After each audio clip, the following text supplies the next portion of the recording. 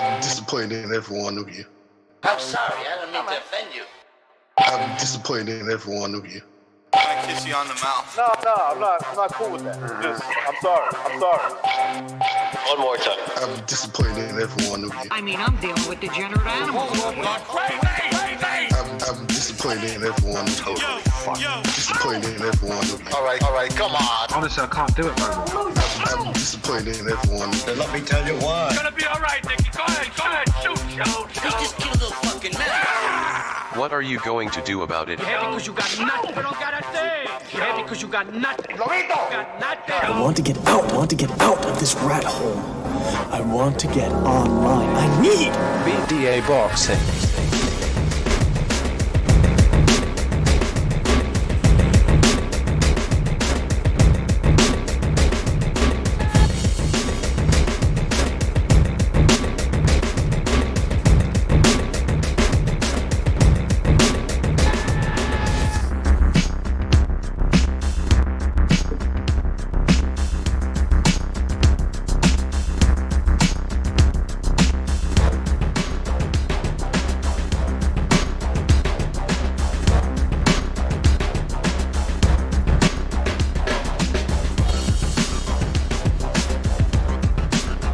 All right. Cut the goddamn music. This is King Bucho. Welcome to BDA Boxing, the boxing debate arena. Who is the best heavyweight at this moment? Or who's likely to be the best heavyweight soon? We're going to be discussing that. And the phone lines are working this time, all right? The phone lines are working, so don't be shy and call in. The number is on your screen, and I'll be posting it in the chat as well. All right. Who do we have in the panel? We have the one and only Stu and Gonzalo. Guys, welcome to the show. What's happening, Butch? What's happening, What up? Gonzalo? Hey, how's it going, guys? Great, man. Just late night show over here. Talk some heavyweight boxing. Hopefully get some people calling in. I want those Wilder fans to call in. Don't be shy. We're going to have a civilized debate. Hopefully. And have some fun. All right. Well, first of all, guys, who is, in your opinion, the best heavyweight right now? The most skilled heavyweight? The one that is likely to take over? Who wants to Go on, go first? Gonzalo. You go first. Let Gonzalo go first. There's no significant one that really sticks out. They all have qualities on their own. Like the best boxer is Tyson Fury. Okay, he's got knocked down before. Even Muhammad Ali got knocked down like 4 times in his career, but always got up. He was a good boxer, and he also got hit. So like this guy and Tyson Fury, he's a good boxer for this generation. Okay, the best puncher, plural, which means 2 hands, is probably Anthony Joshua because he hits you with the left and the right. Okay, but he's moving away from that style, so I'd have to give it to Wilder for the best puncher because he's going to rely more on his boxing because he doesn't want to exchange all the time. So I'm going to have to go with the guy that hits you with the one hand, with that equalizer, Wilder. And so I'm going to have to say best boxer puncher, that'd be Joshua. Okay, he will punch, but then he's also going to box. And so we got those 3 guys, you know, as competing for the best heavyweight. No one guy sticks out to me. How come you didn't mention Tyson Fury? Not Tyson Fury. Tyson Fury is the best boxer. Okay. So you don't. Okay. Best boxer puncher is Anthony Joshua, and the best one punch guy is Wilder. All right, Stu. What about you, man? Hard to say, really. It's a tough one. When you ask the question, who would go on to reign? Yeah. I mean, none of them. Come None of them look like they have got a reign in them. And when I mean a reign, I don't mean hold it for a couple of years, have a couple of fights in between. I'm on about a Klitschko reign. I'm on about a proper reign. And I don't see any of them guys reigning for a long time. Tyson Fury, I don't think will be in boxing for long. I think he's the sort of guy that's going to get in, out with his faculties still about, and he's going to go on to something. I think he'll end up in the WWE or something. Just something like that. I don't know. I just don't see him doing boxing for too long. I think Joshua's the same. Made so much money. How can you get motivated? When you've got hundreds of millions in the bank to spend, then there's going to be a day when you get up and you think, "Fuck it, do I really need this anymore?" Deontay Wilder's probably the hungriest out of the three. Please. I think he's probably the hungriest. Why do you think he's the hungriest? Because he's desperate to be accepted by the American public, I think. And I think that's why I don't think he's going to stop until he gets his acceptance.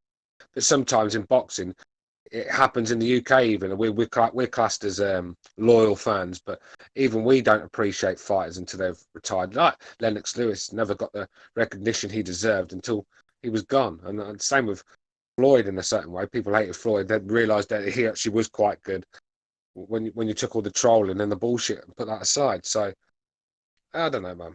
You know what I mean? I just see that Wilder seems to be the one that's still looking for his people's acceptance, and I think he's going to keep fighting until he gets that sort of thing. And I just but Joshua already got it. Joshua already got it. Joshua already got the respect of his people, right? Yeah, but I'm not talking. So he doesn't about need Joshua. to. I'm talking about Joshua's already got that. Fury's already got that. But Wilder hasn't. So Wilder will be hanging around longer, trying to get. I think that could be one of the reasons. The other reason is I think Wilder does want to be an undisputed champion. I believe that. I believe his team probably thinking of other things for him, but I think he seems the hungriest out of the lot of them for me. He's not the one talking about retirement where, Fury's always talking about that. Joshua just has that mannerism about him where you just don't think he's going to be around much too. I mean, if you're earning 70 million in one fight, I mean, your hunger goes quickly. Just ask Ruiz. He had about 5 million. Look how his hunger went. So. I don't know, man. I mean, it's possible, but I mean, Tyson Fury. Do you don't think he's that serious about destroying Wilder? He changed trainers. Yeah, he would have if he didn't take it that serious. He would have stayed with the same trainer. That's what I keep telling people. Say again, but sorry, like the fact that he changed, and he was really close with Ben Davison. That's like you could tell they were friends. Yeah, and the fact that he got him out of there, man, and he replaced him. Listen, that must have been a tough move, man. Yeah, but Fury's all he's looking at. Fury's not. He's in it for the big fights now. All he's looking for is Wilder and then the Joshua fight, and then I think he'd call it a day. I really do. I just think there's two, 3 fights in him, 3 at the most. That's what I see in Tyson. And you think Wilder's there for the long run? Other avenues to go down. Like I said, that WWE avenue's there for him because he's got the sort of character to play that role. He's a bit of a fucking gimp, isn't he? And you got to be a bit of a gimp to be a wrestler, isn't you? You got to be a good actor. He's good at that. So I can see him getting into something like that. I just don't.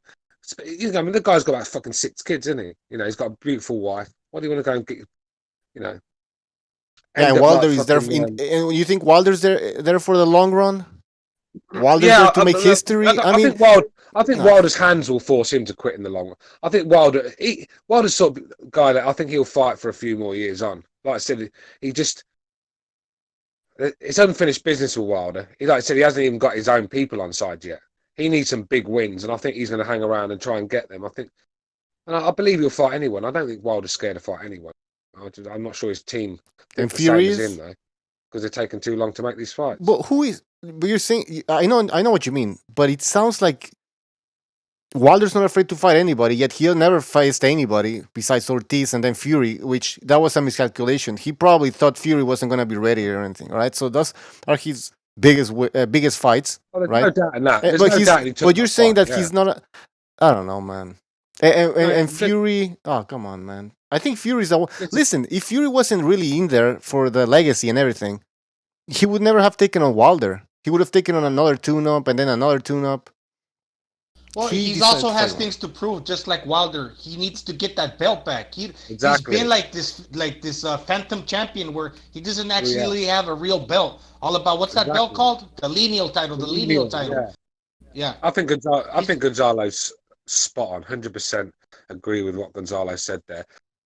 Tyson Fury has got a lot to prove still. I mean, let's be real. Like I said, he should be looking for big fights. I mean, let's not forget the 2 bums he fought before Wilder. So when you think about it, in 5 fights, he's fought Wilder and 4 bums. That's not acceptable, man. I understand, but then again, I mean, what happened before those 2 fights against those bombs there? What's his name? Come on, man. Well, Fury needs to step up now and fight. But like I said, the big fights are there from. I don't think Bob Arum's fucking paid him all that money to fight bums. I'm sure he wants the big fight. Well, it's coming too. He's had his little warm ups. It's time to go to business. I mean, let's be real. 2 or 3 fights left in him, and I think he's gone. Joshua's one where depends if he keeps winning. I think Joshua will stay on till he keeps winning, but I just don't think his heart's in it like it used to be. I think with the legs, I think Joshua's already proved. He's already created his own legacy, sort of thing. I mean, what he's achieved in boxing, Olympic gold medalist, fucking unified heavyweight champion of the world. I mean, in what 20 fights? I mean, he's already. I mean, there's a lot more for him to do, but I just feel with the money he's making, and it's because he's vulnerable as well. Like I said, I think another defeat, I think we'll call it a day. Stu, one of your friends in the chat, Chalino Sanchez, says AJ has a bad chin and he's scared and he's a scared fighter now. No, but AJ's got fucking Cassius Clay footwork now. Do you know what I mean? He came out with some Cassius Clay footwork, and he didn't have to sit there and let Ruiz punch him on the chin. I mean, this is the thing about Bay Area. He wanted Joshua to go in there like Dominic Brazil, just walk forward with his fucking chin in the air and his hands down. I mean, this is boxing. This is not. I understand. I don't want to see Joshua fight like all the time, but that was a. Excuse me, I've got a bit of a sore throat. That was a fight that he had to fight smart. That's not one for getting in the trenches and going toe to toe with Ruiz, who's a very good inside fighter, very sharp with his punches as well. And it would have been the same result if he'd have done that. But that's what Sanchez wants, or Bay Area, whoever it is. That's what he wants. He wants I think that's Bay Area. Joshua to stroll forward and get knocked out, so he can big up Mexico again and stuff like that. Yeah, going back to that Ruiz fight, that fat slob, disgraceful. Listen, now we're talking as if, it's a big win for Joshua. He beat. But then again, this is what he should have done the first time around. So, are we giving him credit that he doesn't even deserve? I'm talking about Joshua. Are we giving him credit he doesn't deserve? No, he just put a wrong right, didn't he? That's all he did. I mean, let's be real. He's put a wrong right. It took him a year to fucking do that. He set his career back. Let's be real. I mean, he was in Saudi Arabia fighting Ruiz when he should have been at bloody Las Vegas fighting Wilder. So it set the Wilder fight back, didn't it? Set the Fury fight back. Yeah, but now we're talking about his foot movement, and he looked like a young Cassius Clay and everything. I mean, come on, man. Yeah, but I'm overreacting a little bit. I'm trolling. Well, not you, but other people, yeah. They get upset when I say that. So I'm only trolling. But he looked good in there, yeah. He did look good in there. But there's still parts of him that are vulnerable. It's the way he reacts when he's getting hit. It's just good point. I don't know, man. I mean, he showed heart. I mean, he could have gotten knocked out again. But then again, I mean, Ruiz comes even fatter.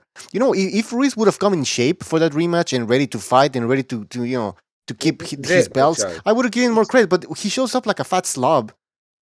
Yeah, but you can't take the credit away from Joshua for that. Just like I won't take the credit away from Lennox Lewis. Is it Lennox Lewis's fault that Oliver McCall turns up as a fucking a complete wreck? It's not, is it? Do you know what I mean? A complete fucking nut job. Okay, but I'm not saying escaped an asylum somewhere. But it's not his fault. But you still don't give him credit for that shit, do you, now, Stu? Oh, I'll give Lewis credit for the win. He went for the guy crying. No, but listen, Lennox Lewis did what he had to do. He went in camp, trained hard, and he came to fight. Not his fault. A freak turns up on the night. That's a good point. Listen, I give Joshua credit for actually getting in shape and taking this serious. Joshua, look at the work Joshua put in. Look at the fucking weight he's lost, and look at all the things he's changed. I mean, you got to remember the pressure and stress he was under for that period of time must have took its toll on him, right? So he's going through all that while Andy Ruiz is apparently the rumors are fucking drinking the San Miguel's and sniffing the Colombian, and then sticking a bit of a margarita pizza as well, whatever. That's not the sort of stuff that's going to win your fights at the highest level. So no, I don't. It's not Anthony Joshua's fault that Ruiz just doesn't want to be a world champion. But you can't give him full credit for that. That's what I'm saying. I'm saying, thank you, Joshua, for getting into shape. You took this seriously. You put on the right game plan. Yeah, I can say the But same yeah, about but fucking Fat Ruiz listen, there. I'm not having the fight scout because, like I said, I like the fight scout, but he just chats some shit sometimes, man. He's saying Ruiz beat himself. AJ really didn't do anything. Listen, that's bullshit. AJ come in with a game plan. AJ was fit on the night. AJ looked sharp. AJ landed some monster punches. AJ come with a good game plan. He did everything he had to do. So how can you say he didn't do anything? Ruiz was poor because he was too fat. And let's be real, Ruiz's footwork's slow anyway. He's not What catching anyone in a footwork, rush man? anyway. Hey, by the way, You gotta before give Gonzalo, credit to Gonzalo, AJ because yes. just give me a second. Apology, man. Thank you for your contribution. He says you know who it is and you know where I am. All right, I sent you a link. Apology. Go ahead, Gonzalo. You got to give credit to AJ because he took the immediate rematch. Now, in hindsight, we could say, oh, well, Ruiz came in fat. But at the time when he signed that paper to take the immediate rematch, nobody knew that Ruiz was going to come in fat. Good point. So he had the balls to accept it and rewrite the wrong. Great point. Great point. I agree with that. Butcho, yes. When you get a minute, send that link to that person. But where is he? All right, I'll go on Skype. On Skype, yeah. What the hell was that? All right, guys, the phone lines are open. Don't be shy. 1-657-383-1147. The number's on your screen, and I'm actually copy pasting it on the chat. Give us your take on what you think about the current heavyweight landscape. And I know in the thumbnail of this video, I put the three kings: Fury, Wilder, and Joshua. But there's other heavyweights that you can talk about. We have, up and coming heavyweights. We have the cruiserweight champion, former cruiserweight champion, Alexander Usyk. We also have Dubois. I know Stu is really well. What do you think about Dubois? Dubois sounds like a French name. Is he French? The future. He's the future. He's an English guy with a French name. How ironic. How disappointing, no? Have you got his Have you got his new Skype? Who? Have you got his new Skype? No. I sent you a message on Skype. Oh, did you? That's what I was trying to read, but then you asked me a question, and so I had to come back onto Discord. Oh fuck! What was the question? Yeah, just give me 1 minute. Well, you have the link, man. Chalino Sanchez says they did the rematch because they knew he was gonna eat himself to death like Roberto Duran. Duran had a bad. What was he? He had like a million excuses for that Sugar Ray Leonard fight. One of them was he had diarrhea or something related to the stomach. I mean, I don't know, man. I don't know what the deal was with Duran. We should make a show on that. He had to drop weight like within a week or two. His trainer, his manager, he accepted the fight, signed the paperwork pretty much for him. And he told Duran, you have to fight within like the next week or two, and you have to make the weight. And he had been partying for a long time. And he cut the weight, he made the weight. But he just had to do it like really fast. How come he just didn't come out and say that? Why was there like a million excuses? Like his manager was saying something else, and anyways. I saw the movie. Did you see the movie on Netflix, Bucho? With De Niro? Duran. Yeah, it's with De Niro. Movie. He's with De Niro. He's Ray Arcel. Arcel, yeah. Yeah, I saw it. That's that movie's. Yeah, it's okay, but it's like all over the place. And that guy who plays Usher plays Sugar Ray Leonard. That's pretty fucking bad, man. Anyways, what else do we have in the chat? God of War says Dubois is decent, but everybody looks $1 million in mismatches. Great point. He does look like he has the power, but again, who has he fought, right? Yeah, I think Dubois could suffer from the same problem Anthony Joshua did against Andy Ruiz. One night when probably camp didn't go right, a few problems in camp, nervous energy on the night. Somebody mute their vibrating thing. Come on. That's Mark. Send him a link on Discord, Butcho, please, because he can't join from Skype. Well, I don't know what he's on about. Something about Skype. Can you send him a link on Discord? What was the question? Sorry, man. No, we're talking about Dubois. Yeah, Dubois going to be a problem for anyone, but I just think I hope the Anthony Joshua fucking syndrome don't come in, where the muscles start to take its toll when he's But having to dig I deep think and the walk. Dubois like more naturally muscular, right?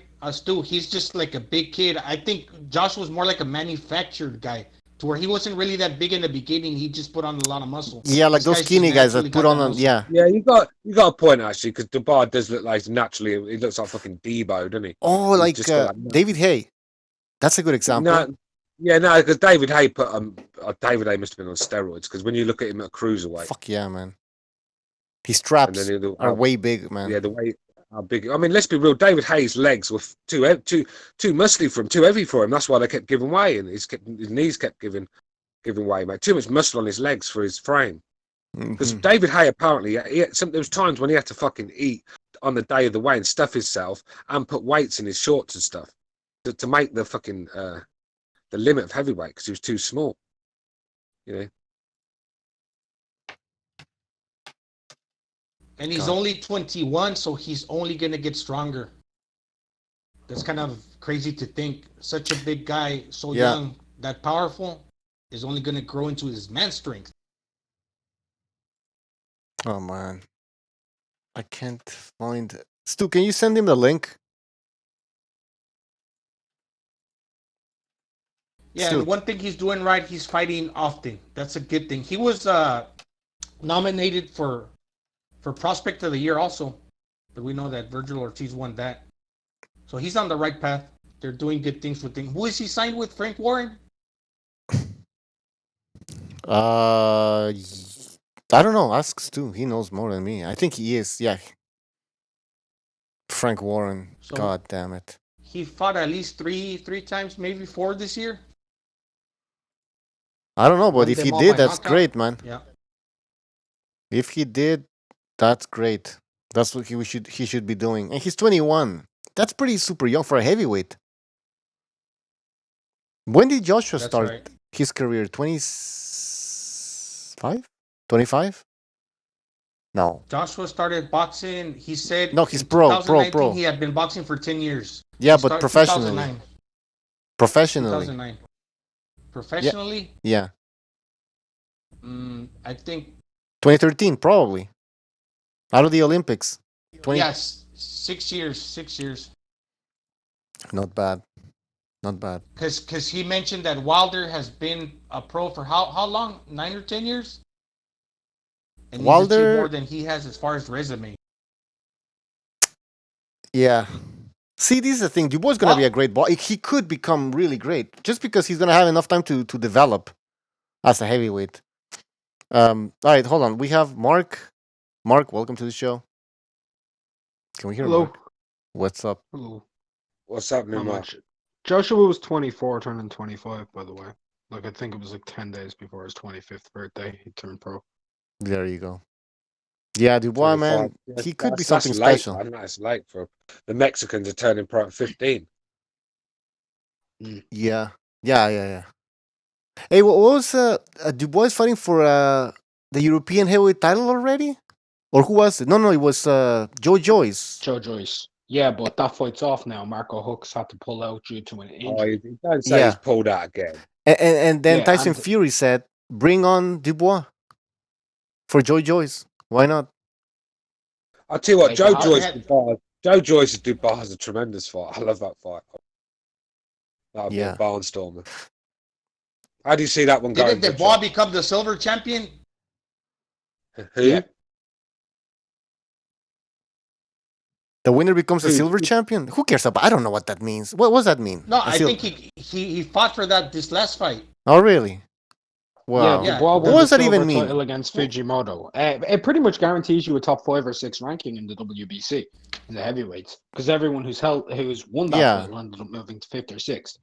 So it's a big boost in the heavyweight rankings in the WBC. You know, the concerning thing is, I mean, I know he's improved since then, but the performance against Kevin Johnson, I mean, poor performance. That's what worries me a little bit. There could be another one of them nights in him, sort of thing. Yeah. So he's very young as well. Like I said, under the headlights against a big guy like Tyson Fury, a star like Fury, or even a Dillian White. They're talking about Dillian White, aren't they, as well? That's a cracking fight. Dangerous fight, though. But is that a step too far? What do you think, Mark? I think it's a step too far right now. I think he should ease into things. Like this guy should have been going to this year's Olympics, based on how most of these fighters go. Like outside of Mexico and like Asia, most Western fighters, they kind of turn pro in around 22, 23, maybe 24. So he should have been going to the Olympics, plying his trade in the amateurs. Instead, he's already pro. This kid's only 22, I think. Dubois. He's still really young. So he can bide his time. Give him a little bit of a step up fight, maybe a Christian Hammer. Like, and then move him upward. Like going into people are talking about this kid. I know. Best win is arguably Kevin Johnson, Kajanu, or Gorman. One of those three. Exactly. Fighting against legitimate top 5 heavyweights and Dillian Whyte and Tyson Fury in his next fight. So next year, don't fight a Dylan White or anything like that, but at least fight 3 times a year? I would say 3 fights next year, which would be good for him. And if people want to say I'm wrong on this, I wouldn't mind seeing him in there with George Washington, Jarrell Washington. I wouldn't mind seeing him in there with Christian Hammer. And I wouldn't mind seeing him in there with Charles Martin. And I think that would be a very good year for a prospect at the age of 22. Because they're all top 30 heavyweights. Yeah, Charles Martin. If he knocks out those guys quick, maybe give him a 4th fight to get more rounds in. Sure, man. That's the thing, exactly. When somebody knocks out his opponent, he should immediately fight right after that. I mean, he didn't really do anything. He knocked out the guy easily. That should be the...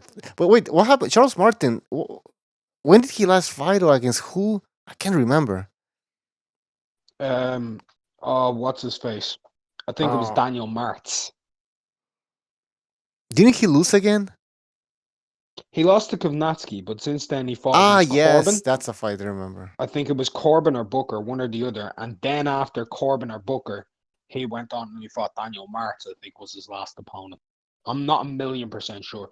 I know Washington would be a nice fight for Dubois. People just look at him for his performance against Wilder and him being starched, but he's just after coming off of a knockout victory over over Robert Hellenius, which is a very good one. Yeah, he gets a lot of sparring with the top heavyweights. He's only improving himself.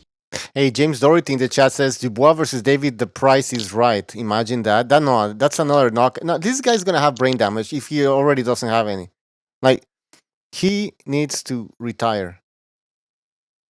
You know, David Price hasn't started slurring yet. Yeah, but that's gonna show up next year, man. Trust me. I bet his brain scan looks like a Dark Knight in Toxif, man. The fucking shadows everywhere. I'm being serious, man. It's every time I see the guy, I'm like, fuck, here it comes. And like Stu said, the oxygen masks are coming out. Oh, the fucking oxygen masks are out, aren't they? The panic's all around. Everyone goes silent. Price is doing the Apollo Creed on the canvas, isn't he? I mean, fuck's sake. And it's always in or around the 4th round. It's embarrassing. It's the 4th round. Like I said, it's become like a circus act. David Price. He's just there to get knocked out for the fans to see a knockout. That's what he's there for. He's not there to win fights. He's there to get knocked the fuck out. Eddie Hearn's he's a piece of shit, you know. Eddie Hearn will get that guy killed one of these days. He did it with Dave Allen. Look what he was doing with Dave Allen. Dave Allen was a novice, man. A young novice, a young guy as well that had hardly any boxing skills, just tough. And he stuck him in there after about 10, 12 fights. He's sticking him in there with Dillian Whyte and Luis Ortiz. You know what I mean? And then you wonder why he's punch drunk now. Ridiculous, man. It's embarrassing. Yeah, I mean, it's embarrassing. This is where the commissions needs to step in. Seriously. They need to step in and prevent this guy from ever boxing again. What about putting Dubois in there with someone who beat David Price, like Sergey Kuzmin? He lost to Hunter, so he proved he's not at the top level. But he beat David Price, so he's above British level. So he's somewhere in between. Why not give him Kuzmin? Kuzmin had fights with the Waco, another okay name. I should think Frank's fucking scouring the mountains of Nepal looking for Dubois' next opponent or something. It's just a joke. The bar needs to I'm not. I don't expect him getting there with fucking Tyson Fury and Dillian White and all them sort of guys. But I'd like to see him step up a little bit now. He's, he looks like he's too good for these opponents that Frank's putting him in. He's just blowing them away in a round or two. You're not learning nothing by doing that. You learn nothing because when you punch someone and then they're still there and they're punching you back and you don't know how to react because it's never happened before. That's when you're in deep waters, when you fucking come against guys like, and you can quite easily come unstuck. We've seen it with so many young talents. David Hay did this. He was the same when he fought Carl Thompson, a young guy blowing everyone away, and then he come up against a real rough and rugged, experienced veteran that was tough as nails that brought it. And David Hay said he wasn't ready for that night. He got his ass whooped, and that's what can happen with these young fighters. So he needs someone who's rough. He does and can give him a fight. So what about maybe Marius Wack? Even Marius Wack. But I was going to go with Wack or Rudenko. Yeah, someone like Wack or something. We don't have to rush Dubois, man. I don't want to see him. I don't want to see him get embarrassed. So his career's done. Like Jeff Lacey, you know what I mean? I want him to just gradually get up the fucking talent, shall we say, that he's fighting. And we'll take it from there, sort of thing. But he did fight He did fight in his last fight a Japanese heavyweight. That's right, a Japanese heavyweight. Yeah. I mean, Fujimoto. Fujimoto went the distance with Sho Ishida, who got sparked by Golovkin in 2 rounds. Can you believe that? Ishida was originally at 154 pounds. He got sparked by Golovkin in 2. Moves up to heavyweight after a couple of years and goes the different distance with Dubois' last opponent. How the hell did he do it?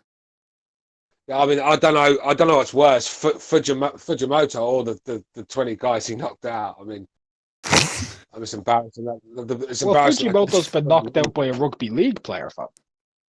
God.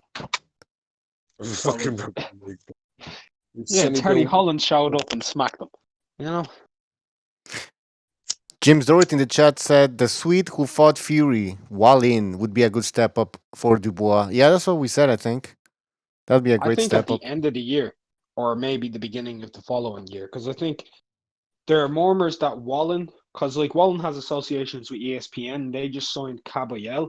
There's rumors going around that Caballel might be fighting Wallin, which is a very good fight, but it's a very good fight.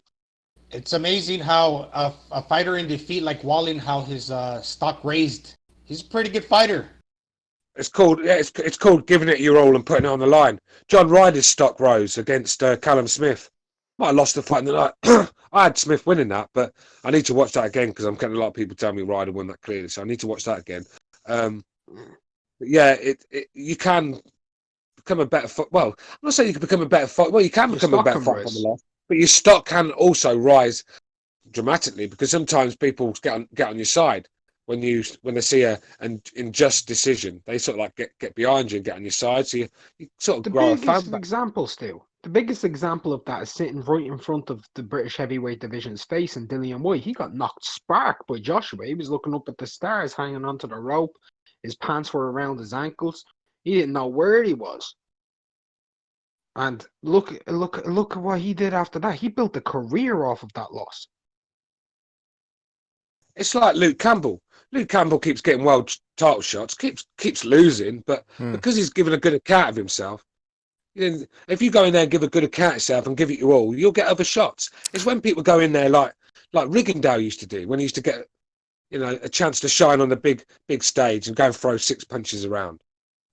So what does? So somebody puts on a good. When Crawford's on his first pay-per-view against Postal, he fights like on the back foot all night running. I mean, so you're saying if a boxer puts on a good performance, obviously he should be called back. I agree. So can you explain to me why David Price is being called back all the time for the spectacular knockouts? It's different with him. He's a circus act. He's there for. He's the knockout of the night. He's the knockout of the night. Every show. Man. It's like Eddie Hearn promising the fans a knockout. So he puts. Exactly. It's a guarantee. Well, the thing is, if you think even if Price, even if Price don't get knocked out, he's capable of knocking someone else out. So the knockout's going to happen either way. That's what he's there for. Let's be real. I mean, it's disgraceful that he was on the undercard of a pay-per-view event. against Co-main event. Co-main event. co-main event, co-fucking Wrap main your event. head around that shit. I mean, what did he do to get that cane? He beat Hasham Ali or some whatever his name was. Kassam Ali. Or No, he beat him. Like, Yeah, the beat love boy. him. disqualification. That's what I'm saying. He didn't even win. I mean, it's fucking embarrassing, isn't it? And then he beat had that Dan weird Allen. fight. Didn't he have that weird fight as well? And before that, like, he got knocked spark by Povetkin. He was Oh, yeah. retired by Kuzmin. He had that weird fight with Little, the weird fight with Ali. Then he gets to fight.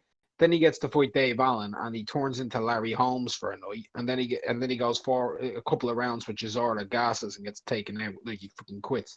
Like, but the one thing about David Price, you're guaranteed, is entertainment. Because one, he can hit. If you look at that Povetkin fight, don't tell me you didn't enjoy it, because he rocked Povetkin to his bones, rocked him to his bones, sent him across the ring, nearly sent him out of the stadium. That was hilarious to watch. And then all of a sudden, Povetkin comes back with that left hook and nearly kills him. You're there in stitches. You're like, that's typical Pricey. We all know fucking Price is vulnerable. We all know he's one knockout away from sleeping permanently. The way, I mean, I'm serious. It's a horrible thing to say, but this is how dangerous it is for that guy to be in the ring. And what does Eddie Hearn do? He goes and puts him in with Derek Chisora, a guy that's going to throw hundreds of punches, bombs at that, and he's going to be in your face, and he's going to make life very, very tough for you. And Price can't fight at that pace. Price has to be fighting at distance, flicking out the jab against some flat-footed bum like Dave Allen.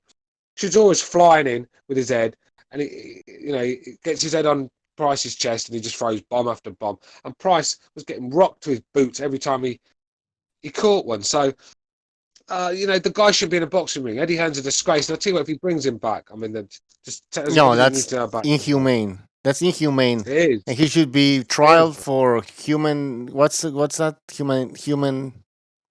Humanitarian rights. I don't know what the hell it's called. My mind's going blank. But by the way, okay, we have Pete in here. Pete, you can jump in. And also, I want to just say that, how about Dubois against Cash Ali? We just mentioned Cash Ali. This guy is not only a heavyweight, but he can bite. Ali. He can bite. Anything's possible. So that would be a dangerous fight. See that fucking guy again, man. Come on, he just took a little bit of a bite. He was getting beat up by David Price, and we already said David Price. Did you see? Hey, go Butcher. When you get a chance, go and watch Hasham Ali leaving the arena that night. The fucking hell, man. The fans were trying to lynch him. It was funny. Oh no shit. They're throwing all. You think Ortiz got water? Victor Ortiz cried about a bit of water. Wait to see what Ali. He must have took about 15 pints in his face that night. And you got to remember, he's a Muslim as well. Oh boy. Oh boy. Well, he asked for it. I mean, yeah, because it's disgraceful what he did. But the thing is, with the boxing crowd, this is not a water polo crowd we're talking about, or synchronizing this swimming. is in Wembley tennis and shit. Especially in England, they're going to be beard up, and they're going to be coked up, and they're going to want to see blood. And when someone does that, then they're going to want blood themselves. And I remember talking about crowds. I think Prince Harry or William, whatever, one of them, he wanted to attend the Klitschko AJ fight at Wembley, and I think they didn't allow him to go because he could be dangerous. I'm like, what the fuck, man? Because I've seen him in football games, I think, and other but not a boxing. Yeah? What was you on about? You cut out, mate. Say that again. Talking about Prince Harry or Prince William, one of them. He wanted to attend the AJ Klitschko fight at Wembley, and he wasn't allowed to go because it was dangerous. So that's just that tells you, like, they know that boxing crowds, they're not. Yeah, I mean, look, go on YouTube, go and see the fights that are in the UK arena, especially Frank Warren cards. There's always a scrap. They'll be interviewing a fight, and there'll be fucking chairs flying over their heads and stuff. Honestly, it's always kicking off in Frank Warren events because he's such a cheapskate. He cuts corners on security. So fucking, and plus he has gypsy nights. Like, he'll put Billy Joe Saunders and Tyson Fury on the same night, and then wonders why the fucking place is wrecked at the end of it. I mean, Frank, it's clueless, Frank. Alex in the chat says, "I'd like Dubois versus Joyce next." I'd say Dubois should wait a little bit. Let Joyce develop in his own way through a different route. Joyce Yeah. is 34 I wanna years of see age. Yeah, he's 35 Yeah, years but I think old. he's though. ready Exactly, though. you read my mind. Yeah, you're right. He's 34. Fucking hell, Joyce wanna needs to get a move on. The time he gets a title shot, he'd be like fucking Luis Ortiz. Yeah, but he already has experience. Yeah, you're right. He should already go. Like he shouldn't be fighting Dubois. I mean, for what? Like Joyce should be getting a fight with I don't know. And for me, Usyk if you're rematch. winning, if you're winning gold medals at the Olympics, you should be having world title fights in between 15 fights. Oh yeah. Inside 15 fights for me. Honestly, there's no need to be having any more than that. If you're a gold medalist, I mean, look at the fucking Ukrainians. They don't mess around, do they? What's So Joyce? Who's a gold medalist though? Joe Joyce is a silver medalist, isn't he? he's a gold medalist to me. That guy got robbed. Well, but he also got a. I mean, the person who he beat got another robbery win over Hergovich. That should have been Hergovich versus Joyce. Yeah, and that could have been a tough fight for Joyce. But like the fight, I'm going by the final. You know, Joyce won that. Silver fight. is gold. Silver is gold. All these gold medalists, Yeah. they don't even turn pro or something. They don't. Nobody knows them and shit. Yeah. Well, it's like saying, who is it? Was it Roy Jones that was robbed in the fucking Olympics? Yeah. The Korean guy. Mark would know. Mark, you know this one? Is it Roy Jones that got robbed in the Olympics? Roy Jones got robbed. Yeah. Didn't they accept? That See, but agreed that it was a robbery. When you're thinking of Roy Jones, you're seeing him as a gold medalist, didn't you? Oh yeah. Oh yeah, absolutely. I never saw him as a silver look at medalist. him like that, man. I look at Roy Jones as an enigma. I forget about everything that happened after his prime. I really do. I don't. Oh yeah, care me too, about man. How long he fought on. Absolutely. That dude as a fighter is one of the greatest things I've ever watched in my life. Same here. That's an excellent point.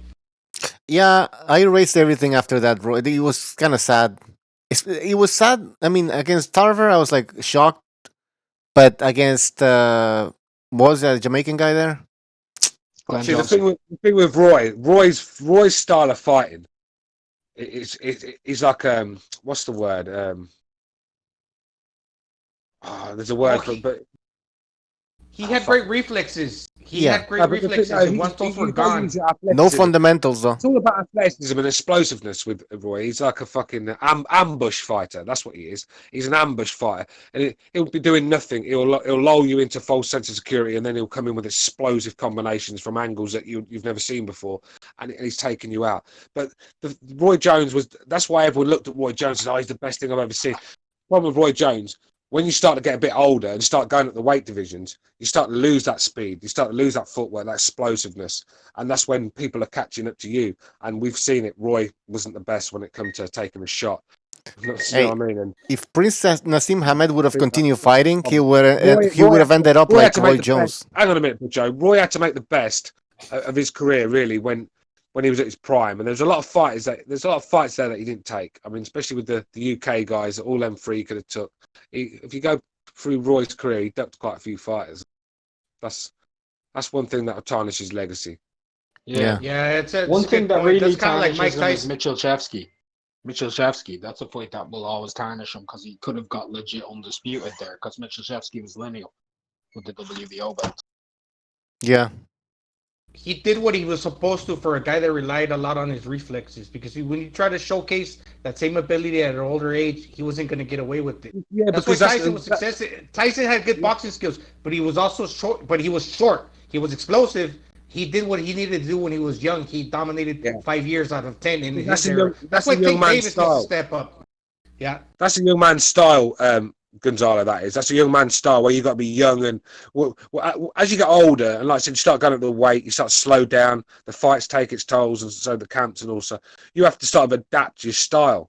A lot of world-class fighters that have been able to carry on fighting and keeping up the top for years, they've had to adapt styles because there's certain when you start using that athleticism, especially when you're Roy Jones, he had to go and try and fight another way, but he didn't. He tried to fight the same way he did when he was at his best, and he was too slow, and he was walking on the big shots. Because let's be real, it was all about reflexes. Because Roy always used to leave his chin wide open, but his reflexes used to get him out of trouble.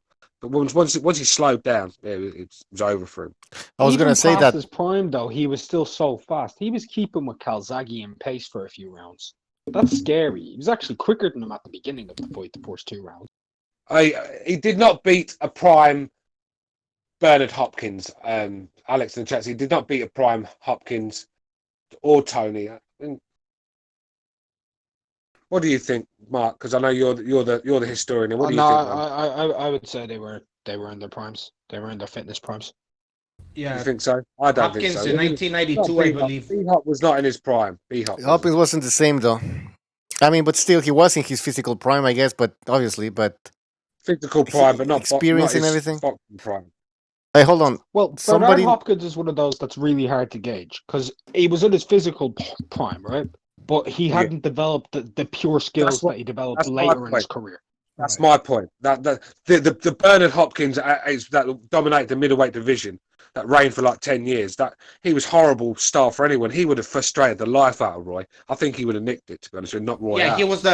he was the total opposite of what you guys are talking about, the reflexes and all that. He was more of the educated fundamentals guy. Hopkins was a horrible star for anyone. He made the best fighters in the world look horrible because he dragged them down to his level, and it was just a terrible style for anyone. But it was a style that worked. It was effective, and that's why he reigned. But that's the perfect word. Yeah, all right, guys. In the chat, somebody mentioned something very interesting. Joe Joyce versus Luis Ortiz for the WBA gold belt. What the hell is a gold belt now? I don't even know. It's next... some weird ass ranking belt that they gave out. Joe Joyce it's the regular belt? Hold it. No, it's not the regular belt. Oh, God. It still is a regular title. Anyways, or Luis Ortiz. That's a good fight, man. They kind of punch at the same speed. Ortiz is old man, and Joyce, I mean, he's not a young guy. He's 35 too, but yeah, he's not that fast either. Yeah, but Luis Ortiz is 50 years old. I don't want to see that, man. They'd be afraid to show replays in case they bled out into the next round from each shot. Who's that? Luis Ortiz.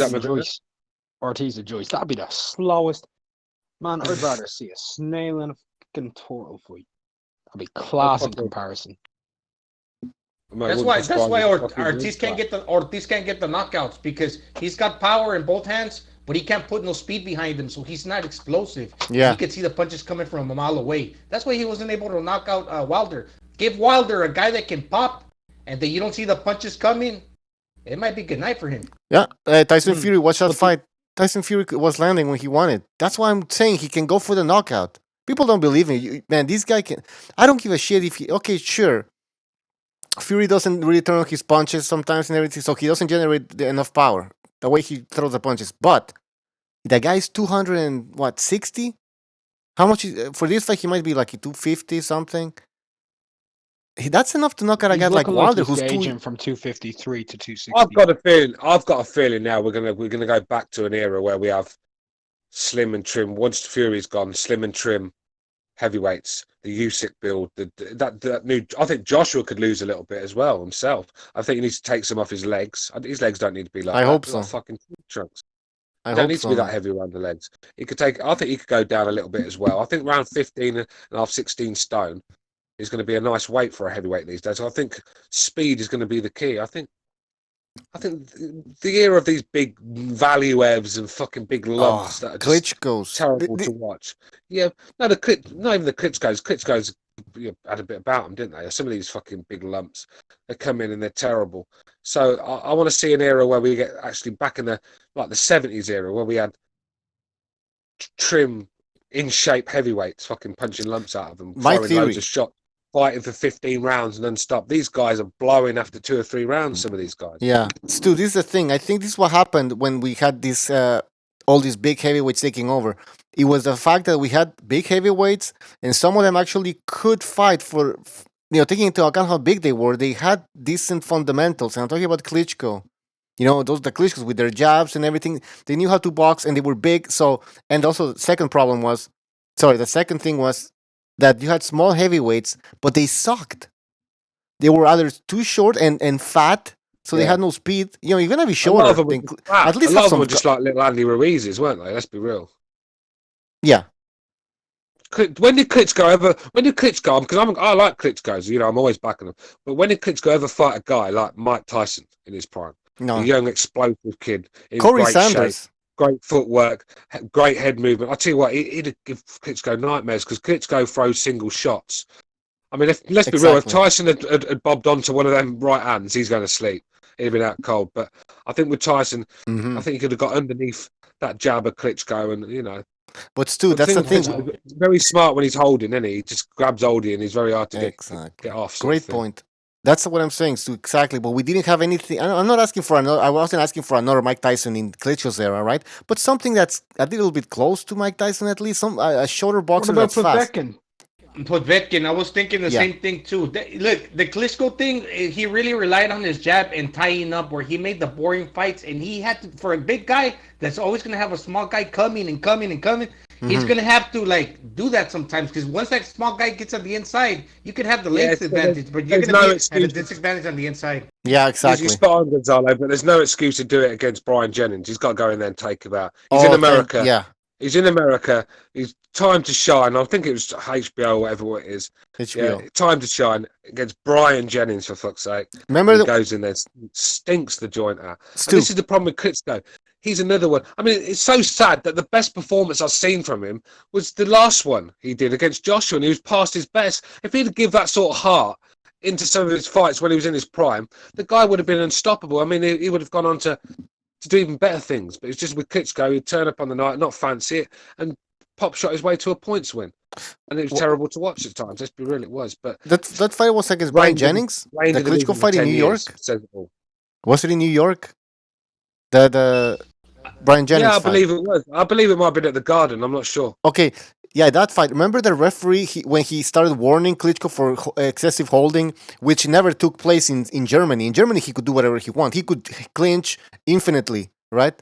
But against Jennings in New York, the ref told Klitschko, you can't hold anymore. You're excessively holding. He didn't know what to do after that, and that fight started getting complicated for him. It started to complicate. So this is what I'm saying, man. That era of heavyweight, I'm not... Yeah, go ahead. What were you going to say, Mark, about the Povetkin fight? What Povetkin fight? Hello? I think we lost him. Yeah. What were you going to say about that? Because I cut you. I was going to say Povetkin would be the closest thing of that era that you could get to Tyson. A come forward, bob and weave player who comes in with hooks and combinations. Not as good as Tyson, but he'd be the closest. And Klitschko, people are like, Tyson would have been able to take him out. But if you look at the style, I'm not saying Povetkin's anywhere near as good. Klitschko probably would have just grabbed hold of Mike and threw him all across the ring all night. Yeah, well, that was illegal, man. I don't even know how they allowed him to do that. That's what I was worried about with that fight. When I said Tyson could obviously come underneath the shots and land them big shots himself, and Klitschko's got no inside game. That's why Joshua did all his dangerous work. It was in the pocket. Klitschko just holds. That's all he does. He's a bit like Wilder, just holds. And I think if he grabbed hold of Bite before he was out to release them shots, then he's gonna grab hold of him, maul him, and take a lot of his stamina away, because Klitschko just leans on you, doesn't he, and takes all the energy from your legs. He's just a horrible guy to fight. But I think when you see what Joshua was doing to Klitschko in the pocket, I think an explosive young prime Mike Tyson probably could have got him out there. But let's be real, if Mike had timed it wrong and dived in there, walked onto one of them right hands, then fucking hell, man, he'd have been out cold. So, or the left hook. It's a fantasy fight, so none of us are right or wrong with this one, but it'd be an amazing fight to see. One thing I'm kind of noticing, and I don't know if I'm right or wrong, but they keep when the bigger cars were in they were more in a style than the smaller ones, like the SUV. It's like nowadays people they think of the bigger guys as more of a more marketable. They'll bring this. If you're a small guy, they won't give you that much of a chance of they won't promote you as possibly becoming a star or a good heavyweight. I think as far as when they're bringing these guys up now, they're focusing more on the bigger guys. What do you guys think? What do you mean bigger guys? Yeah, what do you mean? Like if you're a small if you're a promoter, yeah, and you're trying to find a good heavyweight prospect. Mm-hmm. If you're around 6'3", 6'2", you're going to tell yourself, well, I'm actually scouting out bigger guys because they're more marketable in today's age, to where they're going to seem whether they got the skills or they're good or they can be great. I don't know. The smaller guys, they're going to be seen as maybe not so much of a like I can promote this guy and I could bring him up. I don't know. Listen, In this age. no, I think You know what I they mean, scout right? for skills. I think they scout for skills. I don't think they're that impressed by the height and everything. I don't know, man. What do you guys think? I think they look for skills. Always looking for skills. I think Gonzalo is onto something, but it has a lot to do with that. The heavyweight division now is stacked with guys, and it's been for some time now that they're 6'4", 6'5", 6'6", 6'7". These are really tall guys with a lot of arm reach, and so they're you can if you're not an exceptional 6'2", 6'3" guy, people are gonna like bypass you. I think that's more the case. I think you have to be super great as a heavyweight, but you gotta almost be like Povetkin, right? I heard It happens in baseball, right? Recognize it happens in baseball a lot. Yeah, it does too. And in all sports, you could be undersized for certain positions, right? In team sports, and in boxing, the heavyweight division, like today, if you're 6'2", 6'3", you got to move like Usyk. You got to be at least like Povetkin in his prime to compete. To where there's gonna be promoters that are really interested in you because they think that you're gonna have a shot of beating the top guys. If not, if you're 6'2", 6'3", and you're And a not fat really slob. exceptional, Yeah. kind of go under the radar. You're a Well, fat I slob. don't necessarily agree with that though. I don't necessarily agree with that completely. Just because if you look at a lot of the heavyweights that have been signed recently, like Sergey Kuzmin to Matchroom, and you've got who else was recently? Michael Hunter, small, coming up from cruiserweight. If you look at that, they're looking for guys kind of like that in that mold, and you have big, massive heavyweights out there like Makhmedov, and you've got Deutschko, and you've got Jalilov coming through, world amateur champion, 7-0, 6 KO, like Southpaw, 6'7", 248 pounds. Is this this Eastern European storm I'm hearing that's coming through? I've Yeah, I heard there's recognize. What the hell's going on? yeah, I've heard there's a herd of them coming through, and they're dangerous. A lot of them. There is, and like you have Deutschko and stuff. And yeah, sure, Effie Ajagba, he may have got signed and he's big, but Yoka, he's still in France, not signed to any major promoter. And if you look at ESPN, they've taken on Takam, they're taking on Caballel, Otto Wallin, and these guys aren't massive heavyweights, so they're actually taking on the more skilled kind of guys who are in around the 225 to 230 bracket. And they're not really bringing in these really long, tall, massive heavyweights like Deutschko, who stands at 6'7" or 6'8" or 6'9" or whatever he is, and you've got Shikoji out there who's roughly about 6'9". I mean, they're taking in big thudding punchers or something like Martin Bacoli, who's 6'3.5", 6'4", but weighs like 270 pounds, or they're taking in Kuzman, or they're bringing in Hunter, Yeah, but the who's thing is roughly that the big 6'3". guys, though, the big monsters, Mark, right, like Ustinov and Valuev and all them, they're fucking useless. I do not want to see that in a boxing ring. Too slow. But I'm Yeah, not recognize. talking about guys like that. I'm Jesus. talking about like really good boxers here. Like Ivan Deutschko is a very slick boxer, very long. I'm sure Gonzalo's seen him fight in the amateurs at some stage. He throws that very long jab. He's got very nice feet. He moves around. A very recent What I want to fighter that see. Matchroom signed is Majidov. You know what I mean? Majidov, he recently fought Tom Little on the card. He's a come forward 6'3" kind of guy, about 226, 227. And that's what they're looking for. They're looking for that Povetkin mold. That's why they got in guys like Kuzman, or they're looking for someone who can hit and move like a Michael Hunter. But they're not going after these massive heavyweights. So I'm seeing a change in the guard in the heavyweight division, and they're looking for the smaller guys because they're more fan friendly. Yeah. I prefer the smaller guys. I want to see the speed in there again. I want to see the sharp, crisp. I like that more. The guys. I want to see. Yeah, I want to see. Some of the footwork Ali used to, especially a young Ali, Cassius Clay sort of one. Some of the footwork he used to have. I mean, that's what you want to see. You want to see just something different than some big lumps strolling forward. I mean, David Hay. When David Hay fought Valuev, how embarrassing was Valuev that night? It was just a joke. It was like watching him try and chase this little man around the ring, and he got rocked to his boots as well. I mean, That's come on, embarrassing. man. That's just even worse. Valuev was good for nothing.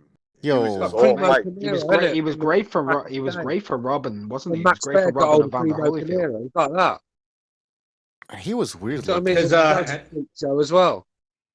in the UFC, you got the super heavyweight division, and I know Joshua made a comment about Andy Ruiz when he came in fat that he should be fighting at super heavyweight. Not necessarily speaking about the large frame guys, but so I guess a large frame guy above 6'5" that's really heavy is not always going to be like if he were like in the super weight category, is going to dominate the guys under. I think Under, Emmanuel Stewart once said at some Yeah, he point did. what he said exactly? A heavyweight after a certain That he height. becomes clumsy after 6'5". Yeah, it's not He's helping. not that well coordinated. Yeah, it's detrimental to your performance. Good point. That's possible, man. What? Hey, this is a random question. What do you guys think about a super heavyweight division in boxing? It's gonna happen. It's like the smaller guys would always have a chance. That's what we're talking about, right? The guys over 200 that are like 6. Yeah, but the problem is, though, the super heavyweight division. You have one of them, then it's going to take all the prestige away from the heavyweight division. Yeah, exactly. And I think it's going to be a monster. You're going to have people like Bob Sapp, that sort of size fucking turning up. You're going to have Bob Sapp as a boxer. Imagine that shit. Yeah, and that one guy in the super heavyweight division. Don't be surprised. Yeah. Don't be surprised if fucking William Perry makes a fucking comeback. Do you know what I mean? I just don't want to. I don't want to see overweight lumps because let's be real. If you're talking super heavyweights, you're talking 18 stone and plus, and you're going to be a freak show. You're gonna have a butter. Yeah, but then again, that super heavyweight guy wouldn't really be like the baddest man on the planet. The actual heavyweight, the smaller guy, he could have a great chance or possibly be favored to beat the super heavyweight, right? Just make a super cruiserweight division if it has to happen. What?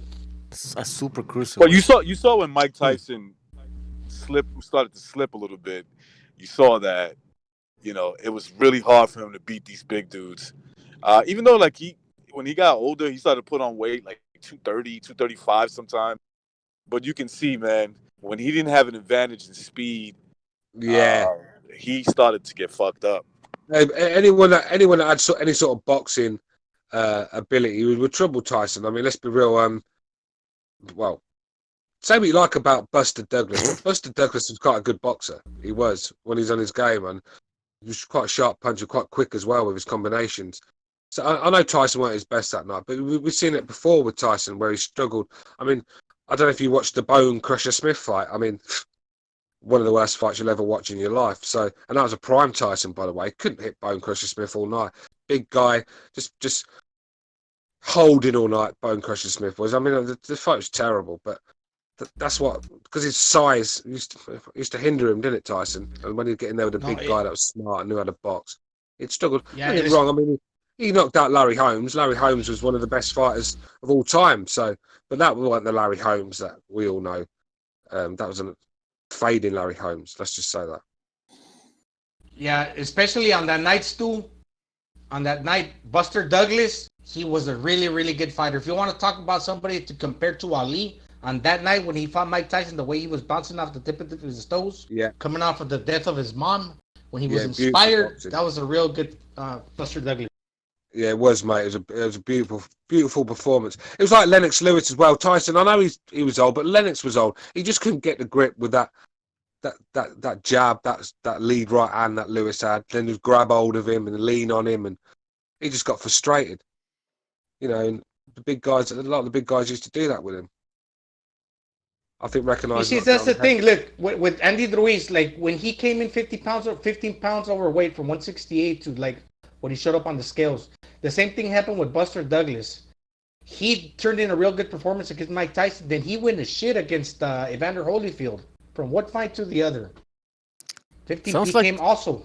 Sounds like Ruiz.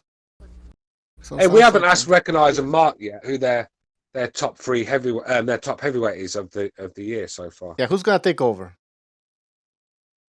Next, it's gonna come down to Fury, AJ. You can only pick one though. You can only pick one. Man. And we're talking 2020. I haven't actually picked mine either, so I need to pick mine. But I'll let you guys go first. I got Fury. I say Fury's the best. What's the question? basically, who will be the best heavyweight in 2020? We're not talking long term or anything like that. Just in the brief future, 2020. Can I give you my answer? Yes. Yeah, sure go, Mark. Well, I think it's going to be Tyson Fury because I think he's going to beat Wilder twice. Twice? Why would they want to fight again? Come on. Oh, it's happening. They've been saying that they have a rematch clause. Both sides have been saying that. So, but look, if that's the case, I'm this is cool going to with be like that. Ray Robertson, Jake Lamar at the time these two are finished. I'm fine with it. I'm fine with it because it's two of the top three heavyweights. But I do have one little spanner in the works, and that's Usyk. I think he's going to win the vacant title next year and probably unify with Joshua at the end of the year. And if that happens and he beats Joshua, you got to look at Usyk as number one if he comes through Parker as well. You got to look at him being that's an amazing year, moving up undisputed, unified Has champ. Usyk got a fight yet, Mark? Has Usyk got a fight yet? Then has Usyk got a fight yet? Rumor is February against Chisora. Oh, right, because he's got to get a move on, man. I want to see a fight announced. Yeah. Hey, all right, guys. Trap Media, I sent you a link on Discord, so join us. We also have a phone call. 484, you're on the air. 484. Yo, what's going on, boys? It's Jackson. Hope everybody's doing well. Merry Christmas, Happy Hanukkah. And I like this talk about Usyk. I think he has a good chance of being the number one at heavyweight. I think he is probably the most skilled, and I think him and Anthony Joshua would be a very fascinating fight. After seeing Joshua's boxing skills, it would really, because I didn't know Joshua had those boxing skills, so I have no idea what could happen in a fight now. If they go into it and Joshua's moving around like that and stuff, Usyk, I really thought Usyk would be able to outpoint him easily, but now I don't know.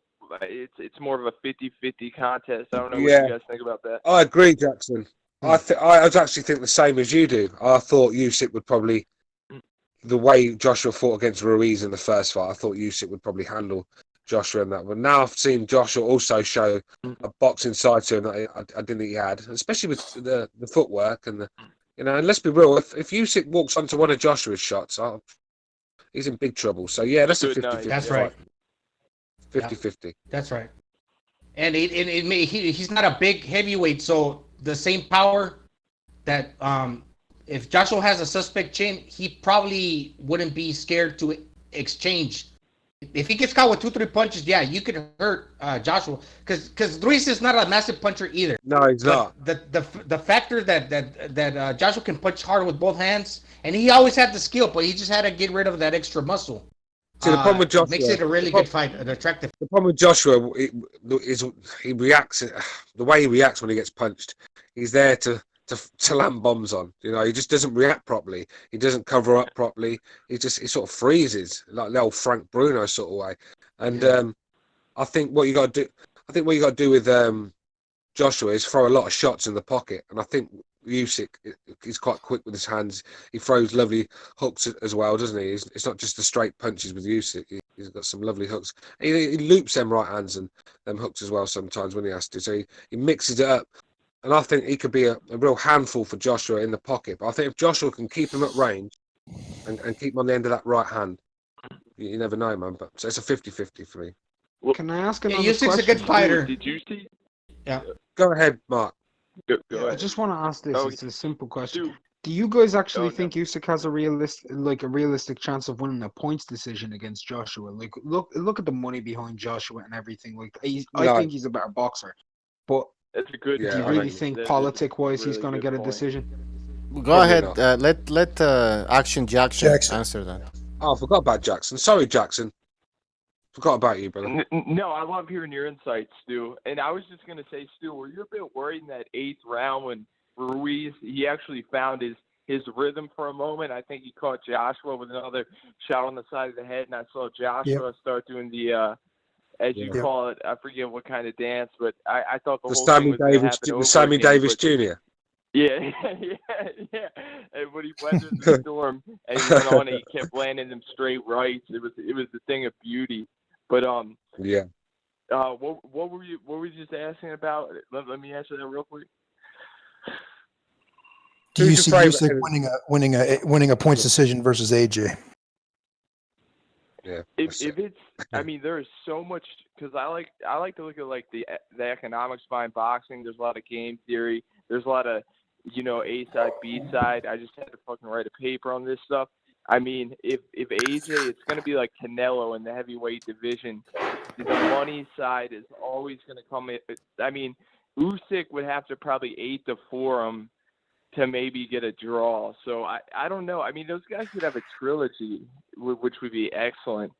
Because what I heard from Tony Bellew is, and he fought Usyk, got knocked out, and he was like, he doesn't think Usyk can beat Joshua, which is fun. Which is weird because like he knows how skilled Usyk is, and Usyk's like the same size as a prime George Foreman. So it's interesting, but I think AJ would definitely have those Canelo cards.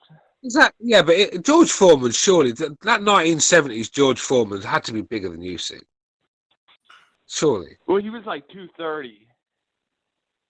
Yeah, well, yeah. What's Usyk then? About 220, yeah, 225, isn't he? He's putting on Well, he muscle. came in at Usyk, around there. Usyk is like he's in the same boat as Lomachenko, and he's like a Ukrainian, and I think he's trained by his father also. Usyk was he can Gonzalo. take you.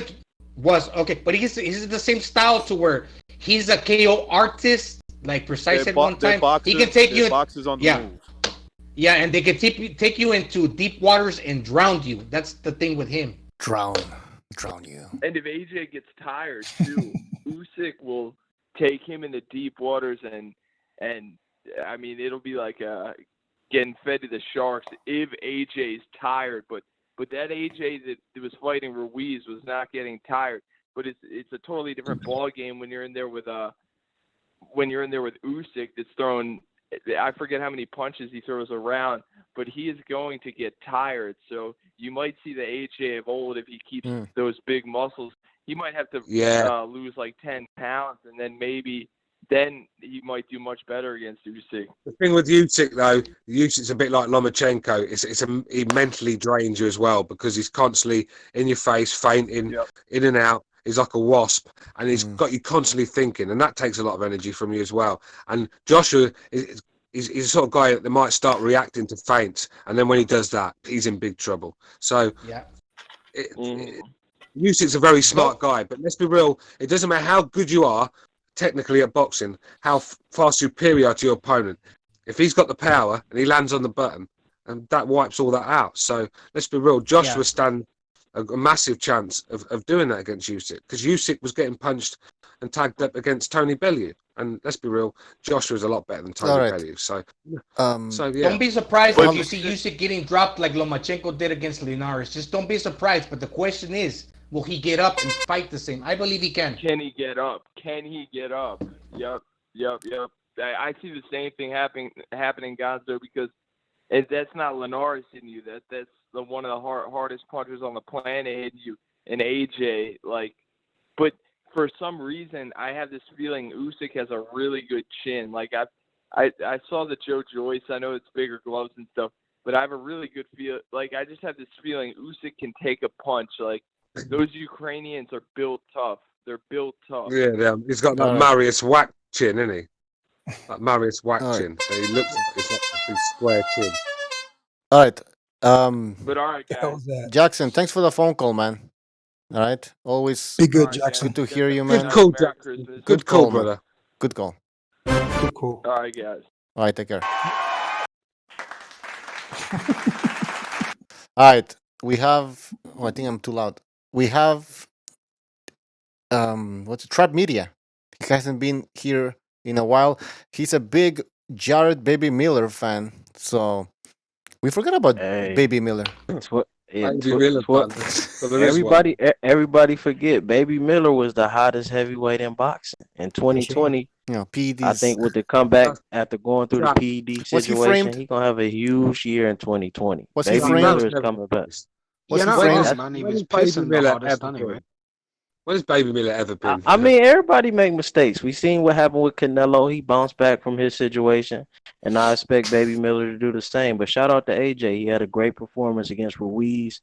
I think a lot of people was too hard on AJ. He took an L and he bounced back from it. It's a great comeback story, and I think it's gonna be between those two. And I think eventually they might meet up and get that matchup going on, because that was supposed to be the matchup that Ruiz, end up messing up. But I don't think we need to knock Big Baby. He made a mistake. He served his time. Now he back with top rank in 2020. It's gonna be a big year. Hey, Trap Media, Hey, who Trap, is what Baby about Miller a going to fight lose between against? him and Andy Ruiz to break the record for a heaviest weight set and a heavyweight fight in combination between the two weights? I think everybody agree on this panel that Big Baby Miller will give him the business. Now he come to fight. He come to fight in shape. He a big boy, but he come in is more in shape.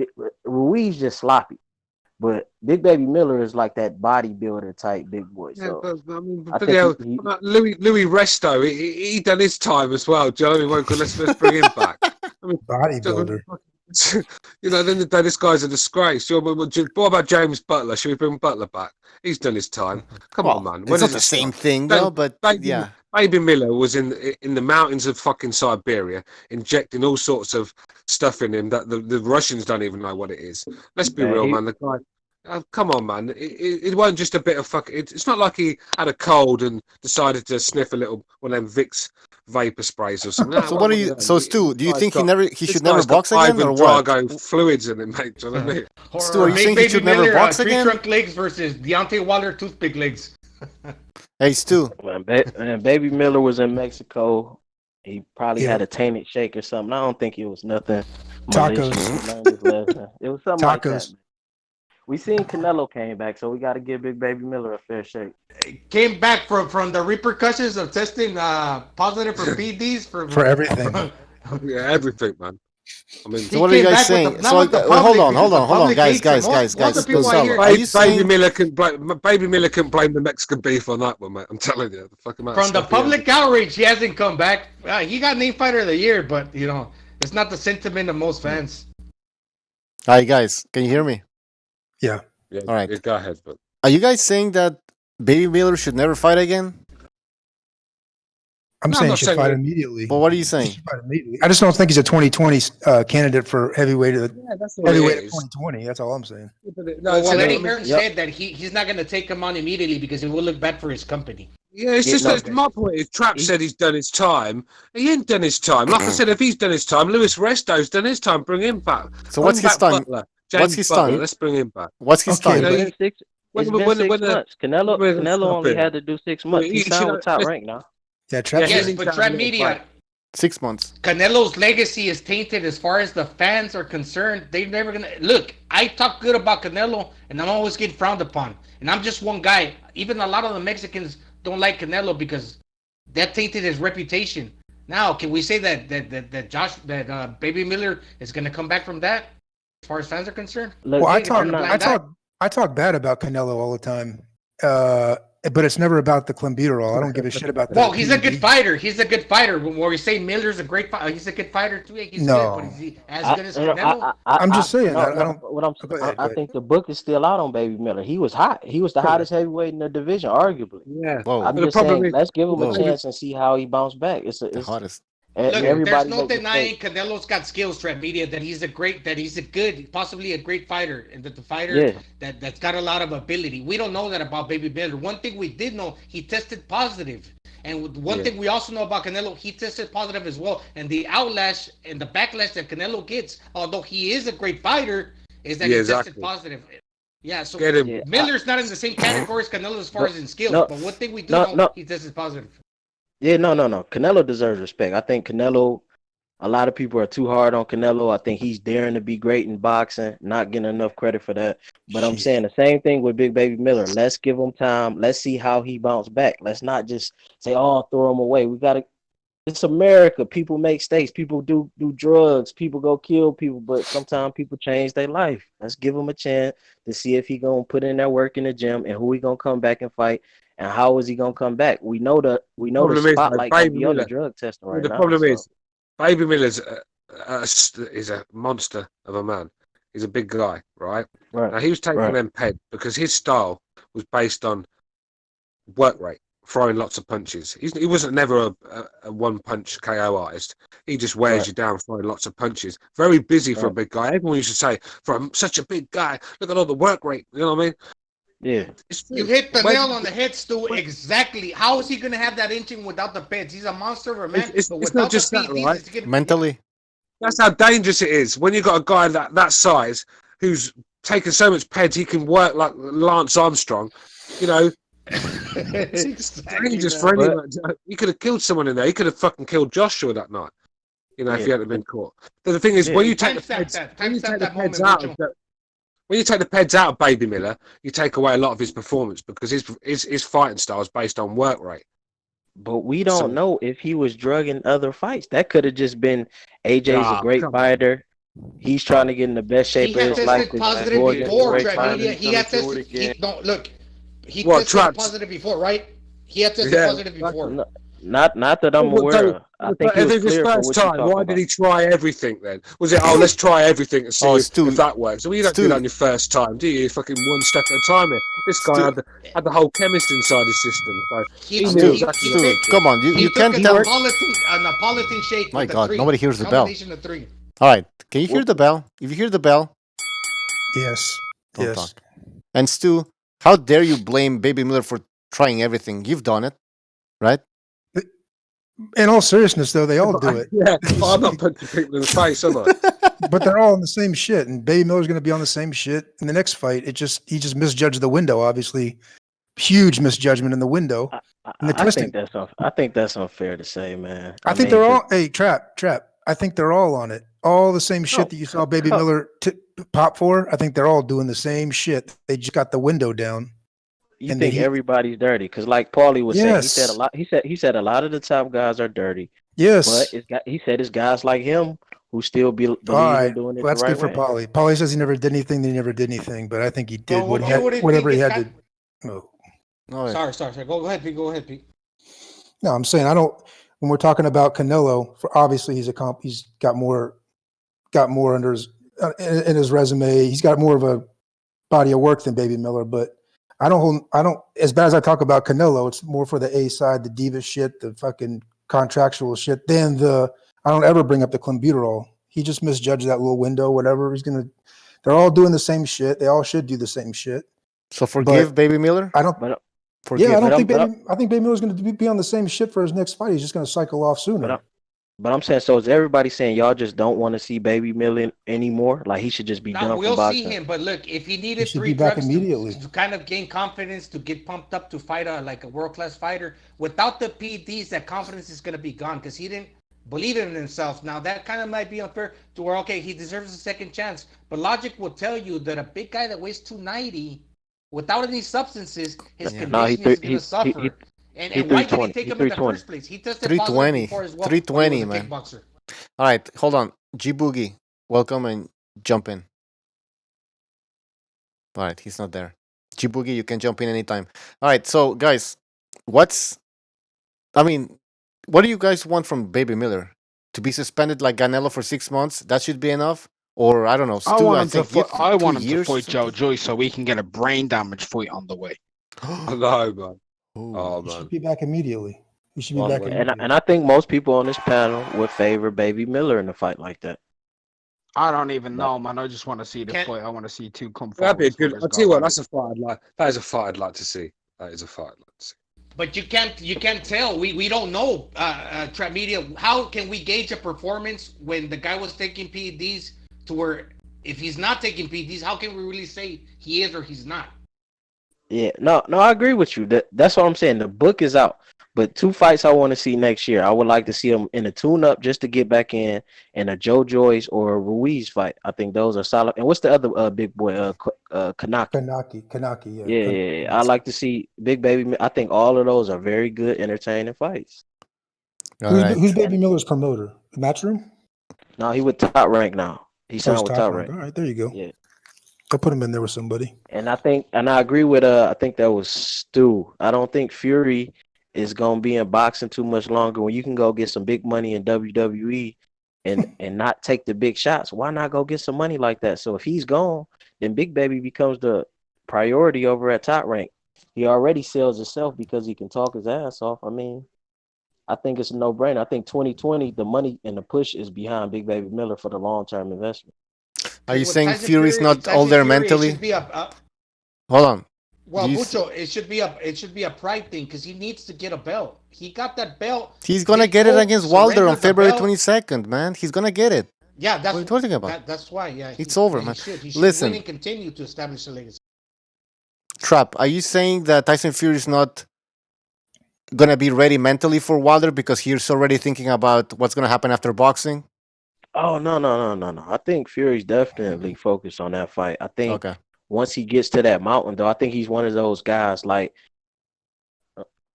he's for the chase. And once he gets that belt, he's gonna feel like he at the top of the hill. I don't think he is as motivated to fight AJ. I think if he knocks Wilder off, he'll feel he's the best in the world.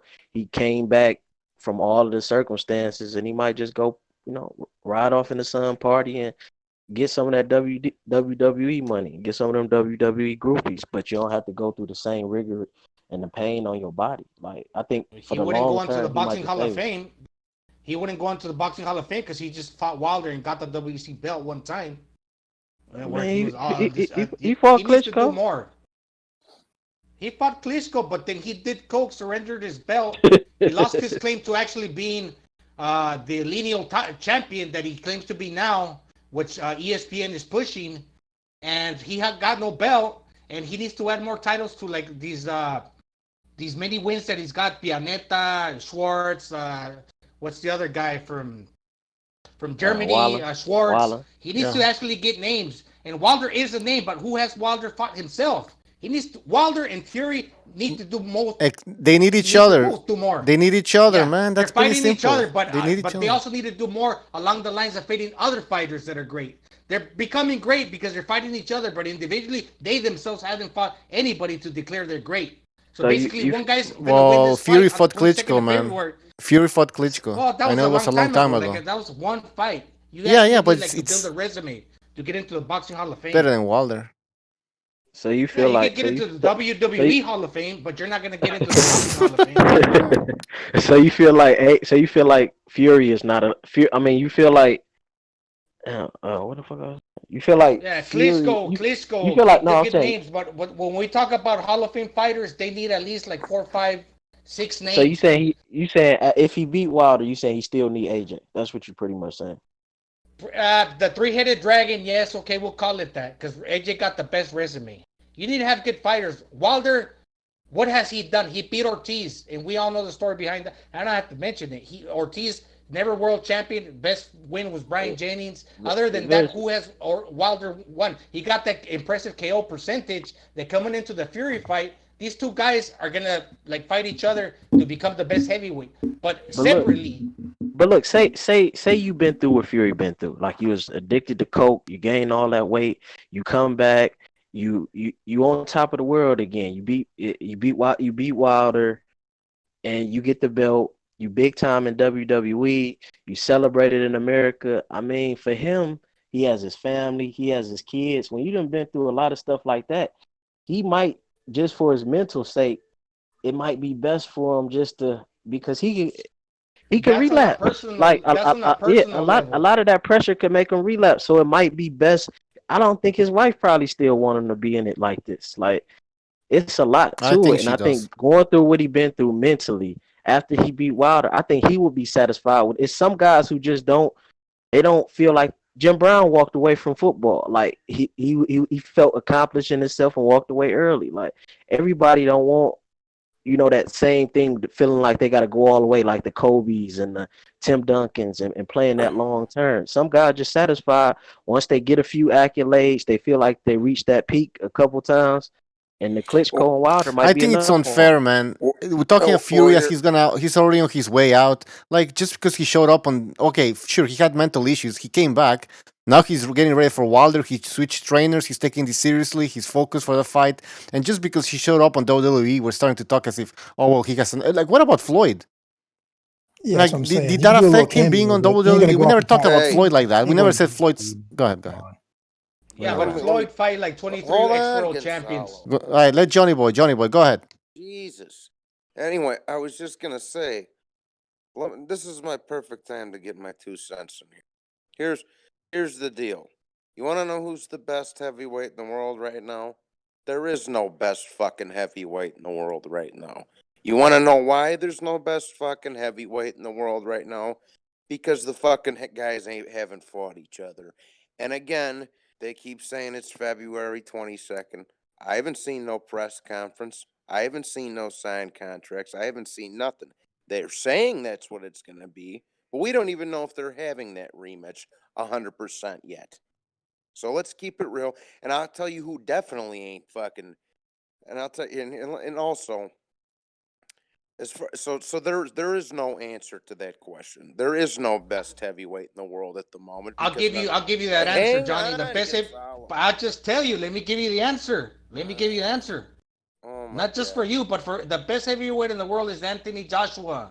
Anthony Joshua on paper. If you think he's vulnerable, that's another thing. And if he can actually win moving forward, but on paper, Anthony Joshua fought the best guys. Yeah. All right, go ahead, Johnny boy. Yeah, I was just gonna say, if anybody deserves that title, it's Joshua, bro. It is, and that's so Gonzalo broke the ice. What I was gonna say, why? Because he's fought the best opposition of recent memory. He's fought the most guys in the top 10 out of all 3 of them. He's gotten knocked out, beat the guy who knocked him out, and jumped right back in there and beaten the guy who knocked him out. He took out the old king in Klitschko. You know, I think Rec and I said it a couple shows ago. He's done everything aside of fight Wilder and Fury. But regarding Tyson Fury's mental state, I do think that Fury is on his way out the door, to be honest with you, Bucho. That's just my opinion. I mean, he's already talking about, I want to have 3 fights at the absolute most, and I'm done. And he said at maximum, I want 3 fights. And then that's it. So, but as far as like fucking talking about Jim Brown, like, dude, he was fucking knocking over 150-pound white guys. That don't mean nothing for football. He retired because he was sick of doing it. Anyways, fucking, yeah, dude. And I'm going to tell you this right now. He could have fucking Ray Arcel and Jack Blackburn training him. If his mental state isn't what it's supposed to be, he's going to get fucking killed in the Wilder fight. I'm going to tell you that right now. All right. I think Wilder's the one should be scared here. He almost got knocked out in the 12th round, holding for dear life. Oh, but Fury almost died. Fucking shit. That's the best shot Wilder could have landed, man. The best fucking shot Wilder could have landed. And whatever, he has 3 fights left. Well, he's focused for this fight. I guarantee you he's focused for this. He wouldn't have changed trainer. He would have stayed with fucking Ben Davis in there. He fucking kicked him out. And he was like, well, who's training him now? Emmanuel Stewart's nephew or some shit like that, man. Is he in Detroit training or is he in fucking California training? No idea. Oh, if he's in the fucking cold streets in Michigan, that'll be better for him. Isolate like Rocky himself 3 from every. In a basement. Isolate himself from big tittied whores walking around the beaches of Vegas and California.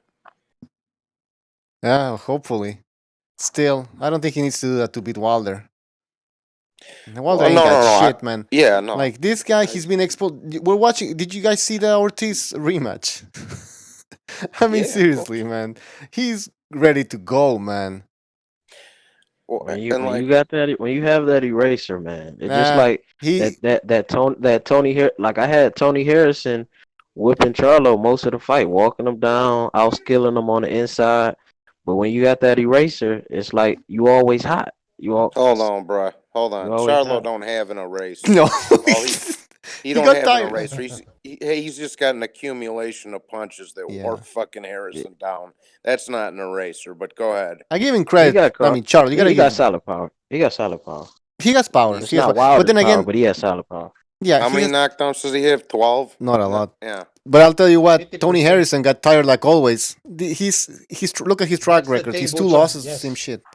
Tony Harrison was a glorified cherry pick, and see, people like to ignore this shit. This dude got knocked out by fucking Willie Nelson. He got knocked out by Hurd in 4 Shit, he was rounds. whooping. He was whooping her ass before he got knocked out. He was whooping her ass. But he got knocked out. But that's the thing. Hold that's on. the thing. Wait. Okay, I just want right. to say something that really contributes to the conversation. I did it quickly. Look, Harrison is a good fighter, but he's a tale of two fighters. He's a good fighter that's good in the first 6 rounds, but gets tired in the second half. Yeah. That's why Charlo knocked him out. Yeah. Not because Charlo's a great puncher. Okay, now Harrison was nothing more than a glorified cherry pick, like I said. He was a fucking bum who got knocked out by Willie fucking Nelson, for Christ's sake. No, but Johnny, he's not a bum. God. He was winning those 2 fights. He's not a bum. Yeah, he's a good I fighter, but disagree then he with tires out. he tires He's a great fighter in the first 6 rounds. Then he'll turn into a bum after the 6th or 7th round. He's he's not a bum. You're right. He's a glorified cherry pick, like I say. And also, the dude don't have any chin. So how can you say, well, doesn't Jared Hurd have an eraser then too? Doesn't J-Rock have an eraser? Jared Hurd just wear you down. Okay, well, that's what looked like happened in the Charlo fight the other night. All right, going back to the Fury fight here, because we're talking about Wilder's eraser, and he does have an eraser, but it does work against 50-year-olds like Luis Ortiz. Against Tyson Fury, didn't really work that well. Well, I mean... Mucho, Anthony Joshua got an eraser too. 95% KO ratio, just the same as Wilder. Yeah. Why didn't... Yeah. Go ahead, and also, Johnny. well, here, if his eraser... The eraser. Is so fucking good, if this shit's just blowing people away like goddamn fucking Star Wars over here, turn them into fucking Momo dust, how come he's only fought one person in the top 10? And the other one he fought, he lost to. How come he's? I agree with Bucho. He's ready to go, and I think if Fury is focused, he's gonna kick the shit out of him. He's knocking him out, stopping him. Guarantee. What's that? He's gonna stop him. If he wants to, he can. Fury can stop Wilder. He gets hit so easily, man. He just needs to throw straights. Bro, if you shrunk Wilder down to 5'10", I would beat the fuck out of him. Okay, I don't give a shit how hard he hits. If you shrunk that dude down to 5'9", 5'10", I would beat the shit out of him. White, okay? Hold on. This is the thing. Let me, Gonzalo, please let me finish. Okay, I was just gonna say the dude has absolutely no boxing skills, and you can't walk around like a badass when you're knocking guys who are 73 years old out and 4 inches shorter than you. Nah. Because I said this before, and I'll say it again. I'd rather fight a guy who's 50 pounds heavier than me that's 5'10", than a guy who's fucking the same weight as me that's 6'4". Bro, the reach and everything. Yeah, come on. Okay. I was gonna. Yeah, Bucho, I think he could beat Wilder dominantly, Fury. He can. But I don't think he'll stop him because Why not? Wilder would conserve his power, and if he were in trouble, he'd just keep throwing that right hand to keep Fury honest. And it would be like a 12-round victory for Fury. And that's if Fury comes in to win and shape it up, which I think he's doing. I think AJ is the most skilled. I think Wilder is the most dangerous. And I think Fury has the best footwork. I like them all. I just want to see everybody fight. I really ain't fanning for nobody. I just want to see them all get in the ring. I want to see them all fight. I want to see the winner of this fight AJ.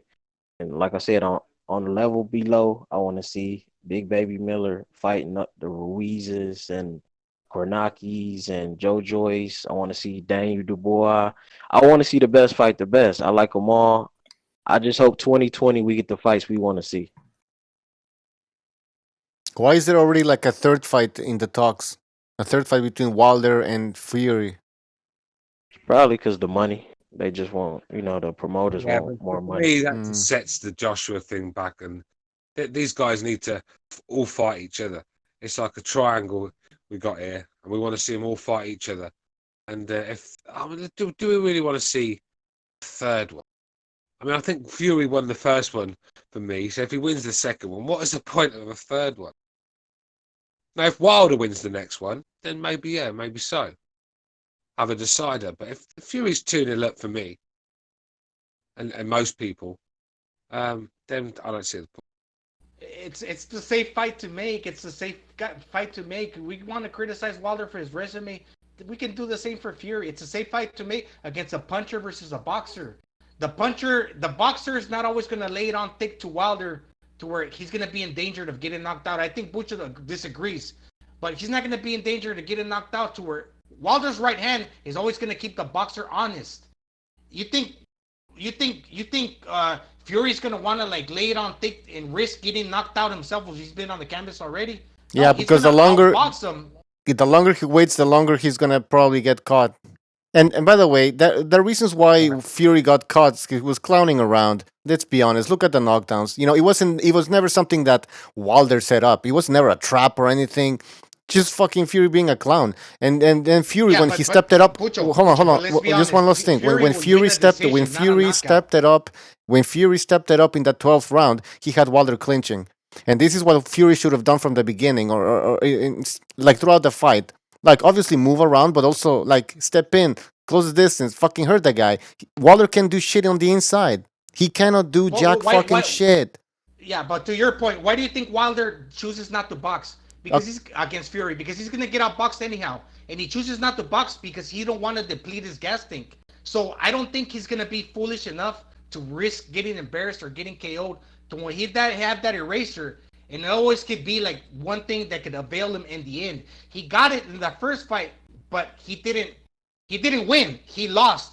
He got ruled a draw. But I think he's gonna be the same thing in the next fight. He's not gonna try to outbox Fury because he can't. He will still lose. And at the same time, he don't want to waste his gas tank. He wants to conserve it. That's why I think Fury can win, but I don't think Fury can knock him out because Wilder's not gonna be fool enough to throw all his energy out and be expected to get outboxed and fucking get rattled like a Lomachenko, a KO artist that's gonna be there for the taking. No, Wilder's gonna lay back in the cut and just throw that right hand over. Did Fury do it over and over if he wants to win. Did Fury hurt Wilder in the 12th round?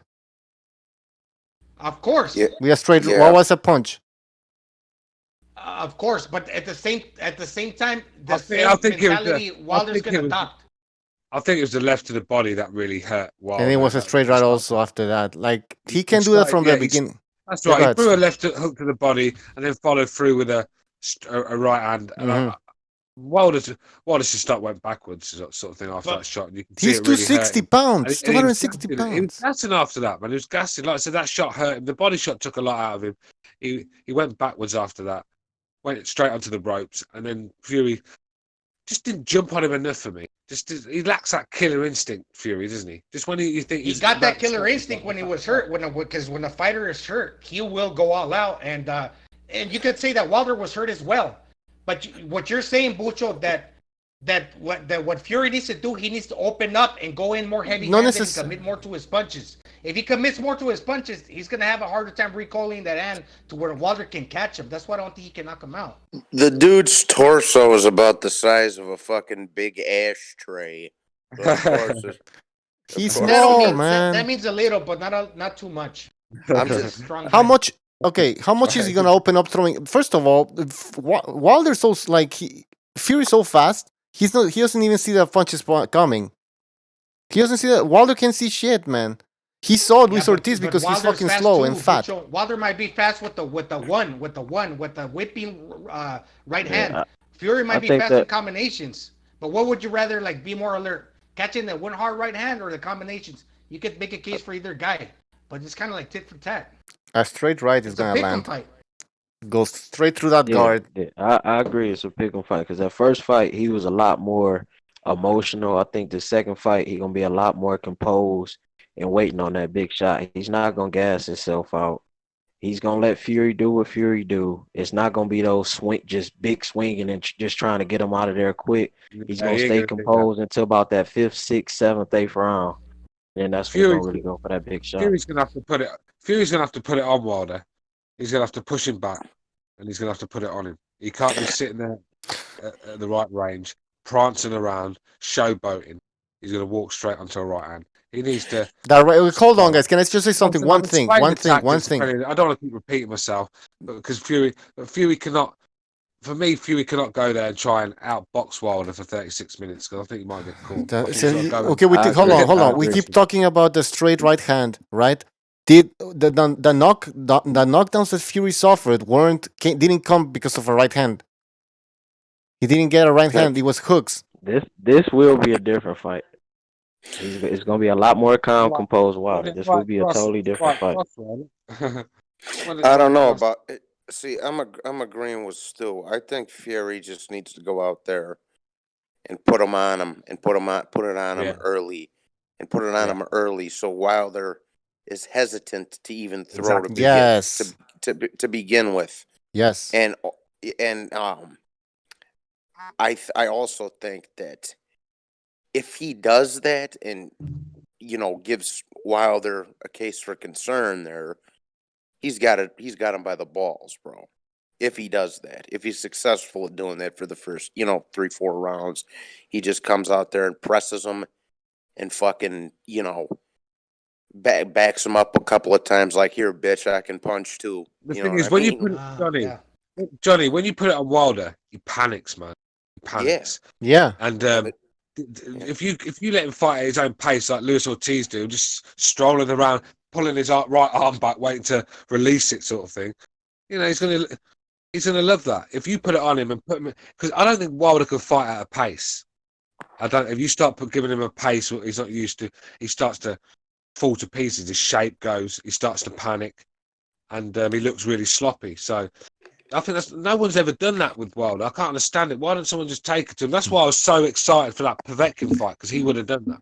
Hey, he took it to the punching power. You're gonna run into a whipping right hand that bullshit. He didn't land in the first.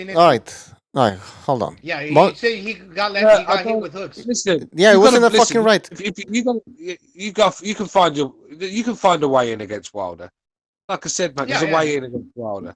Once you get in there, once you get inside, he's throwing nothing in return, because, like I said, there's no inside work coming from Wilder. That's where you got to be busy. But if you start fighting at mid-range and then long distance, and just you can walk onto that right hand at any time.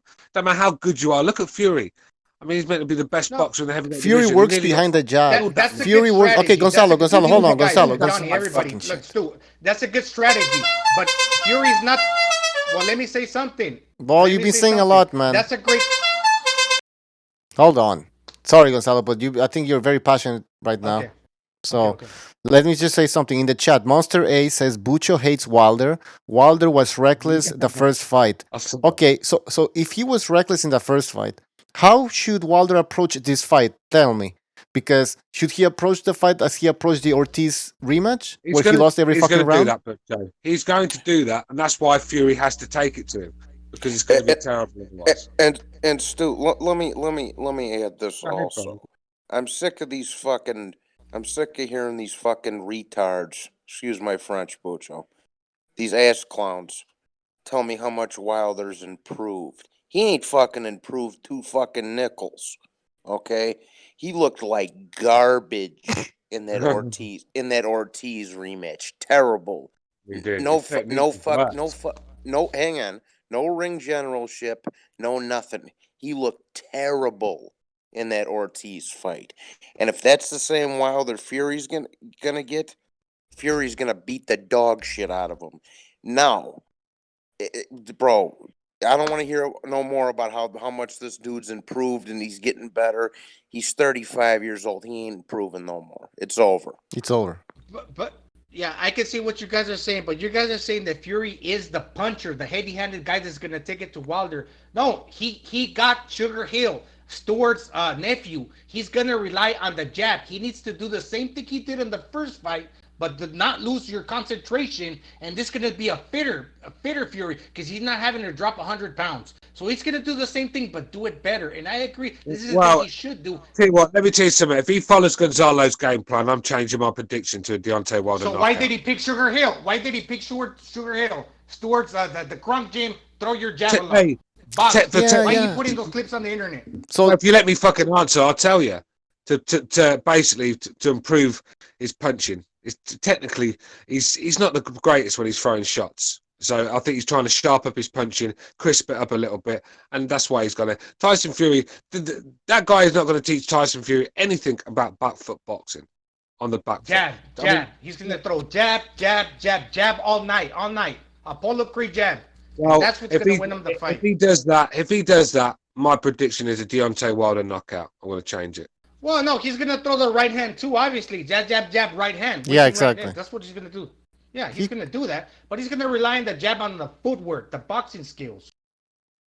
Is that wise? Seriously? Of course, he almost did it. He was seconds away from pulling it off. He got a He was draw. seconds away Most from. people He think was, he won. hey, he was seconds away from being killed as well. Let's be real. I mean, come on, man. What's Fury's best ability? Don't we say that Fury's a good boxer, a great boxer? All of a sudden, we want to turn him into a puncher? Not necessarily a puncher, Gonzalo, but Yeah. bring it to him a little He's bit. a big guy. Bring it to to him, recoil man. his hands, to commit to a punch, he's gonna be there a split second more to get countered. No. They're not saying turn him into a puncher. What they're saying No, is exactly.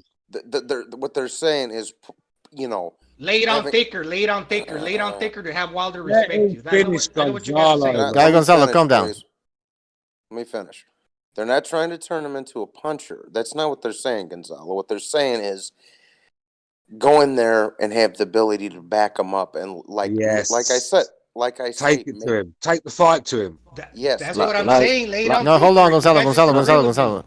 Right. No, what they saying is like how after that second round in the Tony Harrison Charlo fight, how Tony Harrison kept backing Charlo up until he got knocked out. That's what they saying. Just keep that pressure on him.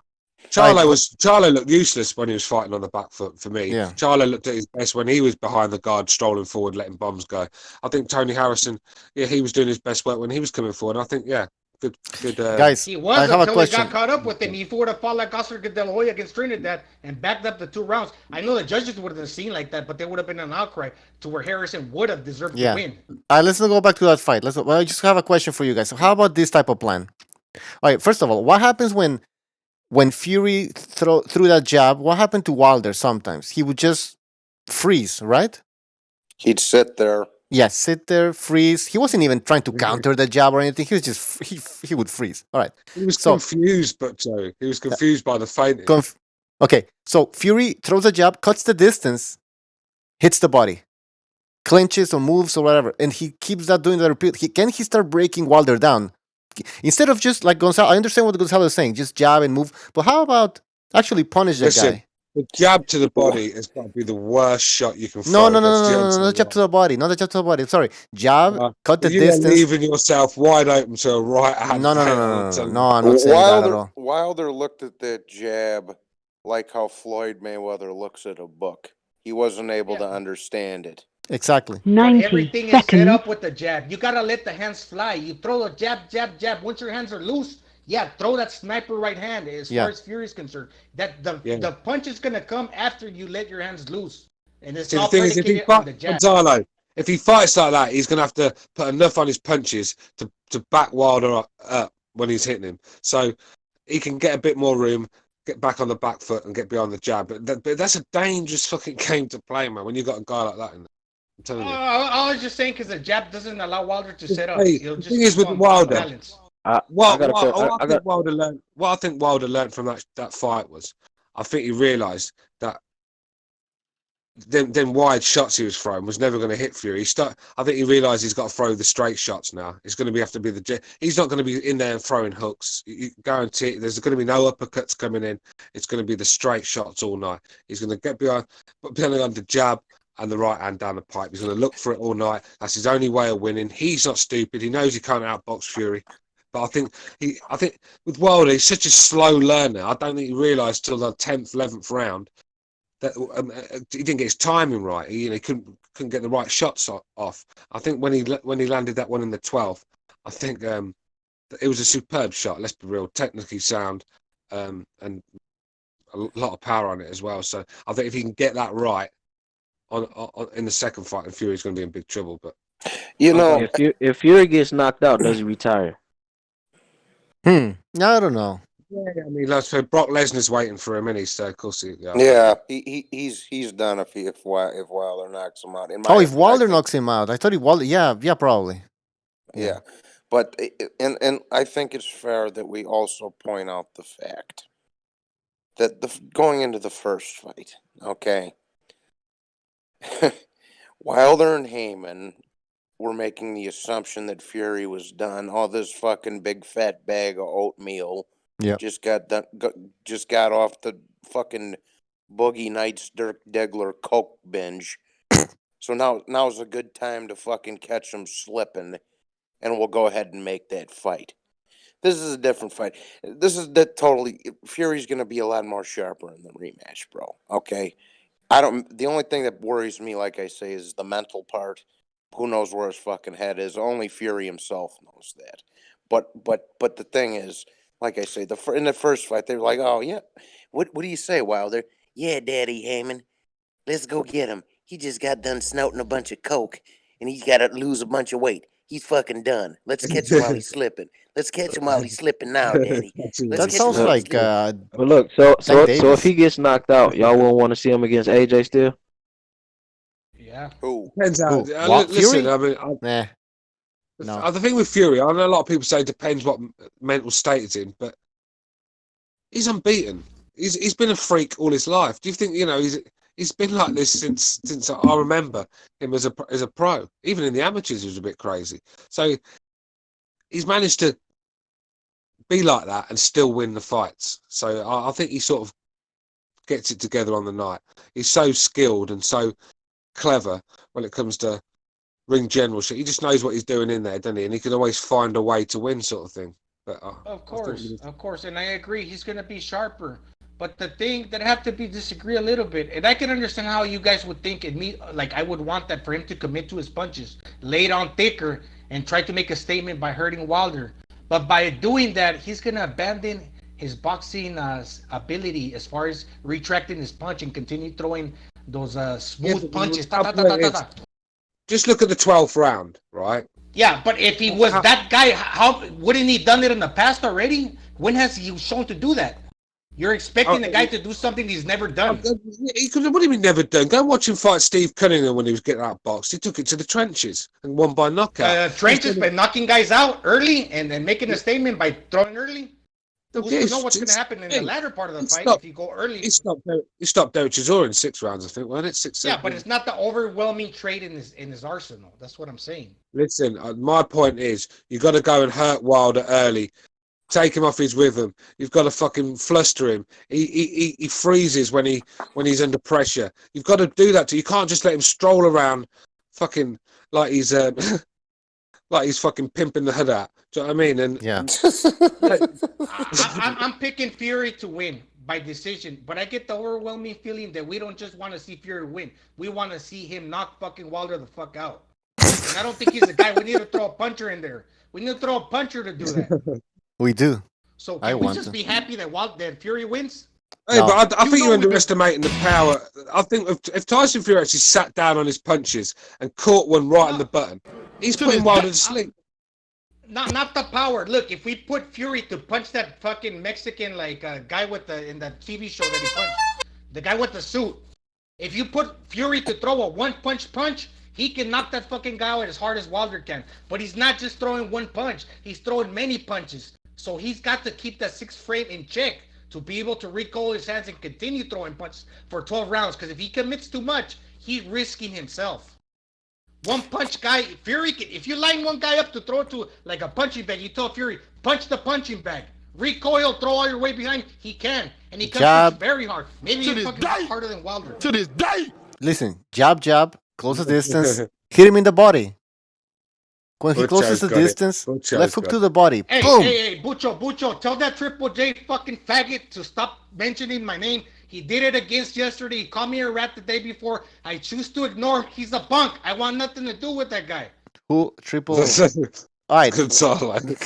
I talked to... He's a bitch. He wants to get the smoke. I don't know where he's fucking from. Right. He can get it. Alright. Gonzalo. Look, you can't even mention the comment that Julio Cesar Chavez had a broken nose. You motherfuckers went into the demise of Mexican fighters just because you're Mexican to call everybody out. No, I don't give a shit. I just mentioned a point from boxing's knowledgeable standpoint that I observed. I never said that was an excuse for Chavez Queedy. I never said that. I mentioned one fucking comment and that faggot fucking got all fucking oh god. Wayne and I out to talk shit because I'm a Mexican guy. No, I can't even make a comment. I'm always very nice to this day. Fuck that. All right, Gonzalo. Ignore that guy. And I told you about it. Remember we had a talk on Discord. I also talked to Triple JJJ. As long as he's behaving, He's not saying anything. So why did he come the day before yesterday and the day before that? I said stop. He stopped. He continues. Yesterday? The whole conversation was predicated on speaking about me. He didn't mention my name because he don't want you to block him. I don't care. Just hold on. I got accused of calling fighters racist names on the show last night. Oh yeah. I challenge anyone to fucking find one word I said about any fighter that was racist. You fucking clowns, man. I mean, I enjoyed this show better when you didn't know about us. You know, when you was in your little safe space playing your victimhood over there instead of coming here and just ruin my experience, man. Just stay away from the channel if you're going to be a victim. Everyone's welcome, but I'm not going to have people come, especially when I had to hold a show down on my own for 2.5 hours. Do you know what I mean? You fucking sitting there saying things I never even said. I mean, get out of here.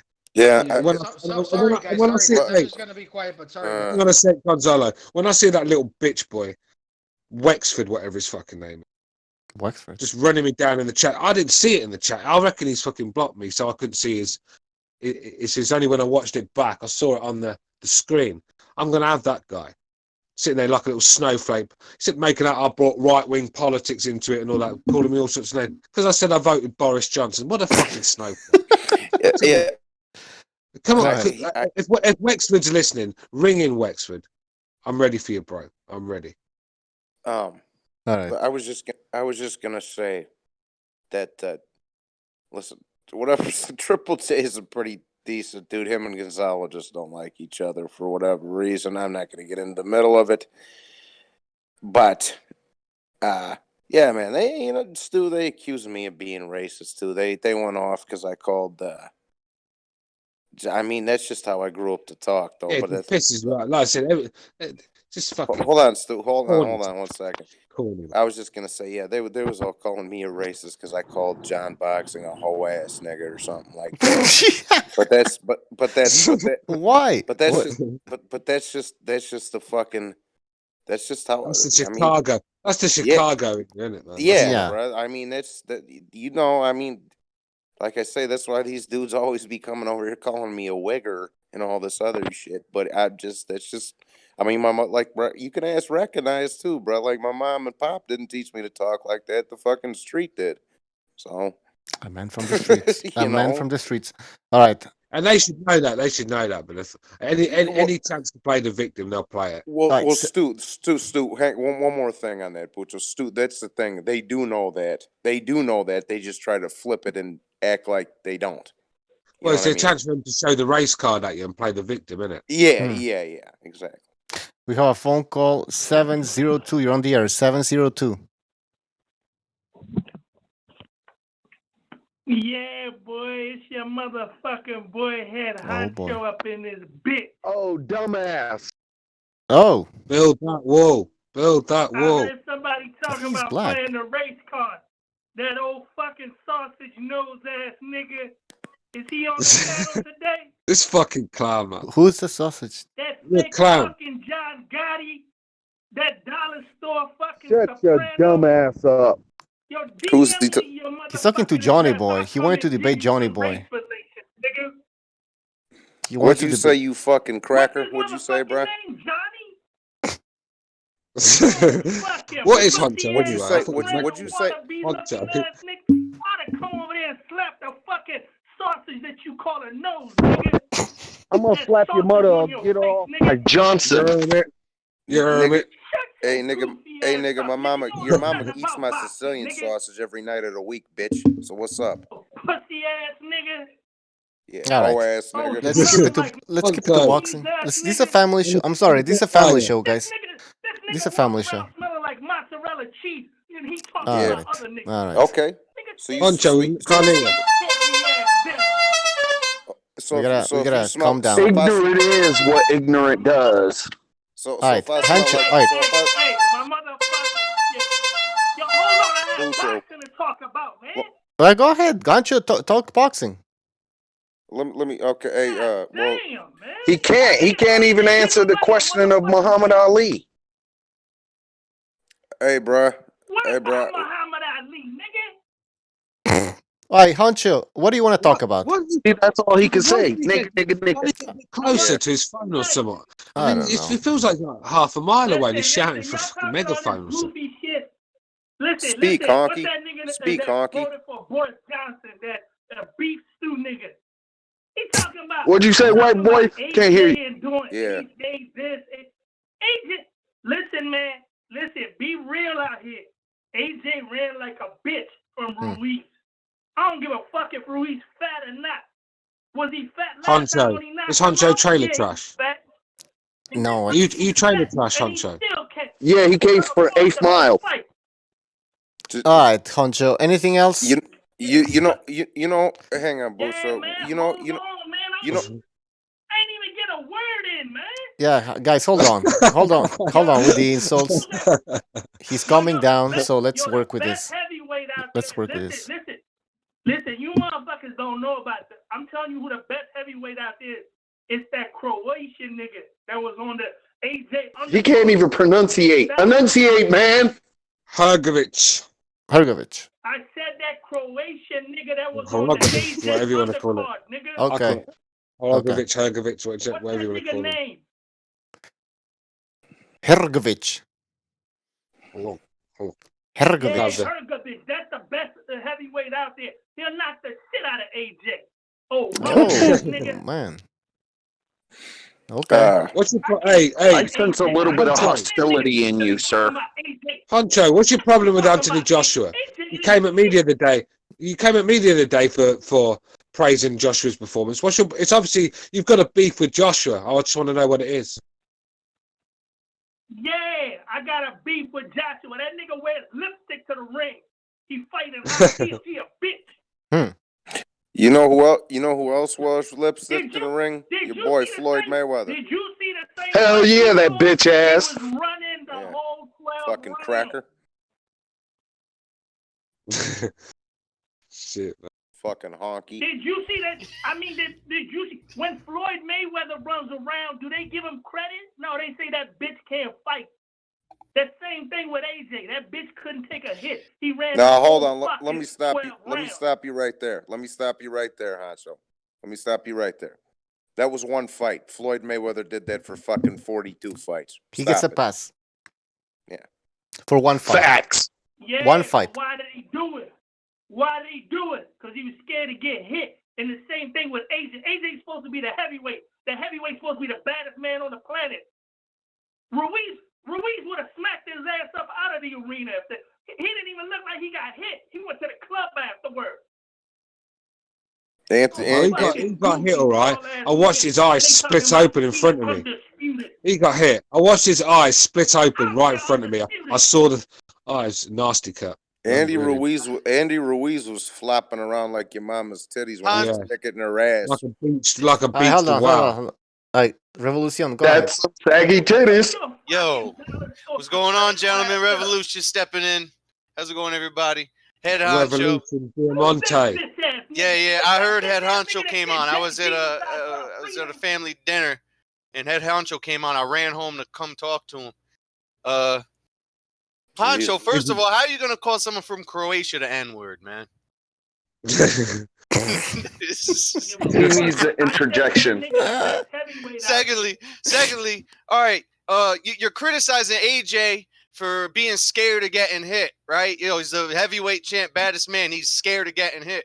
Well, hey, guess what? Mike Tyson was the baddest man for a minute, and one time he got hit and they knocked him the fuck out. So everybody should always be scared of getting hit if you in boxing. Yeah, cracker. By logic. The nigga went out like a man. Yo, he went out like a man though, right?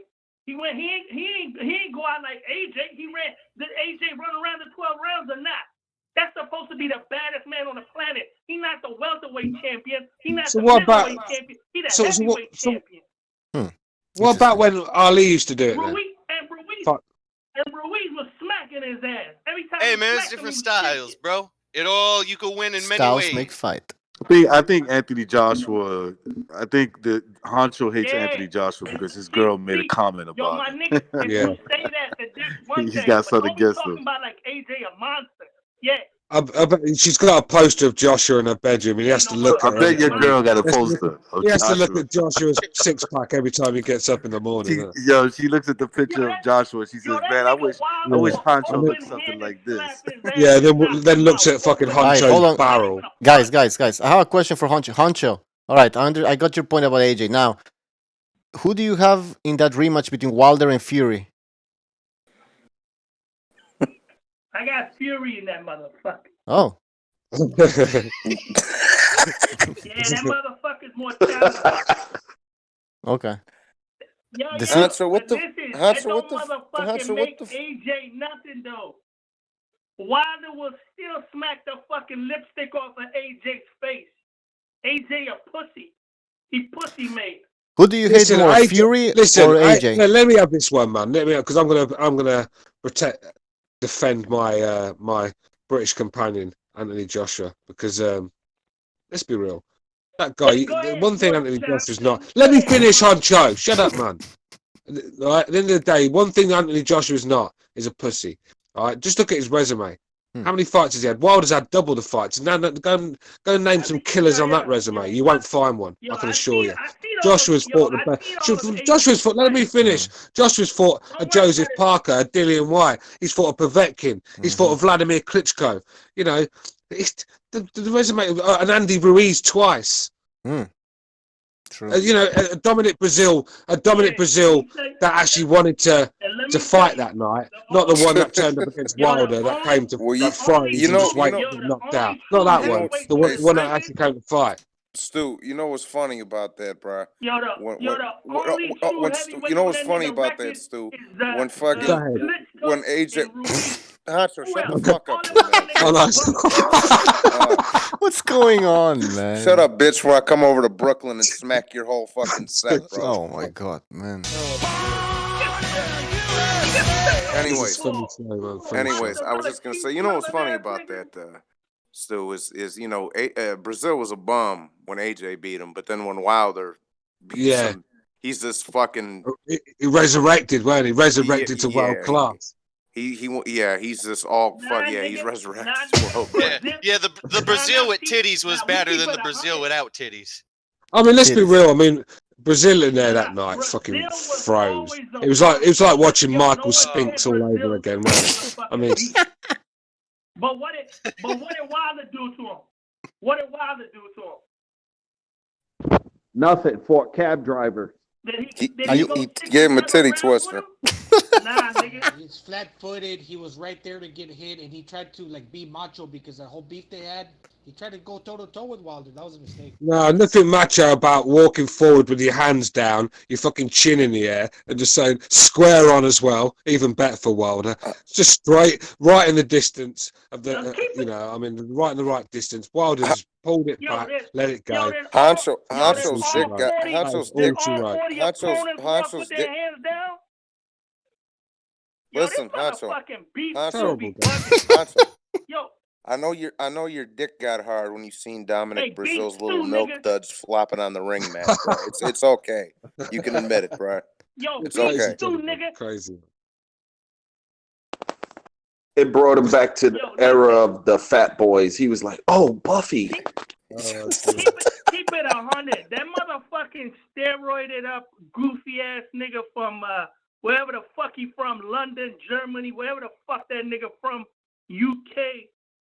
That nigga ain't got shit on Wilder. Wilder will open-handed smack that nigga into next week, nigga.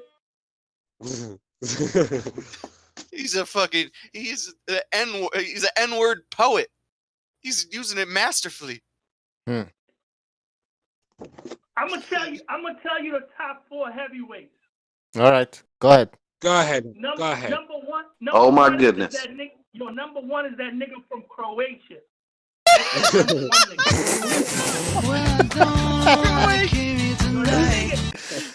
Oh, dude. The nigga from Croatia. That nigga will knock out AJ, Wilder, and Fury. All 3 of them niggas. Number two. F.A. Jamba. That nigga from London. nigga from London, Germany. You know that nigga from London. Okay. Yo, listen. That gangster nigga from fucking Nigga, Ukraine, don't Lomachenko, act something like else too, ain't he? Yeah, nigga, East Germany, nigga. East Germany. London used to be East Germany, nigga. Do your motherfucking history. Reading is a fundamental.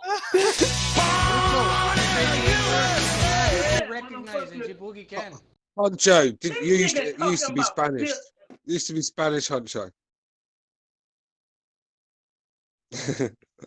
What? All right. Number 3 heavyweight. He was an outcast of the Emmy. Yeah, the Spanish just put him on a boat and shipped him out. Yeah, He number weren't no 3 good is to him. Wilder, and number 4 Had is nothing to Ruiz. offer. Number 4 Ruiz. Okay. And number 5? Yeah, and number 5 is that motherfucking Joshua, that bitch ass nigga. Oh, so you found the courage to put him at number 5. I suppose.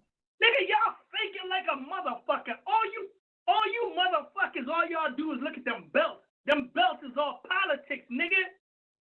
If that Croatian We don't look at belts. We look at ability. We analyze a fight. Statistics. And we take it from there. At the end of the day, yeah, we don't care about belts. If Wilder dropped that belt tomorrow and Joshua dropped all his, I still want to see the fight because we know whoever wins that fight is going to be one of the best guys in the division, probably the best. Let me say this, man. Let me say. I'm just saying who got the most skill, and that skill is that Croatian nigga.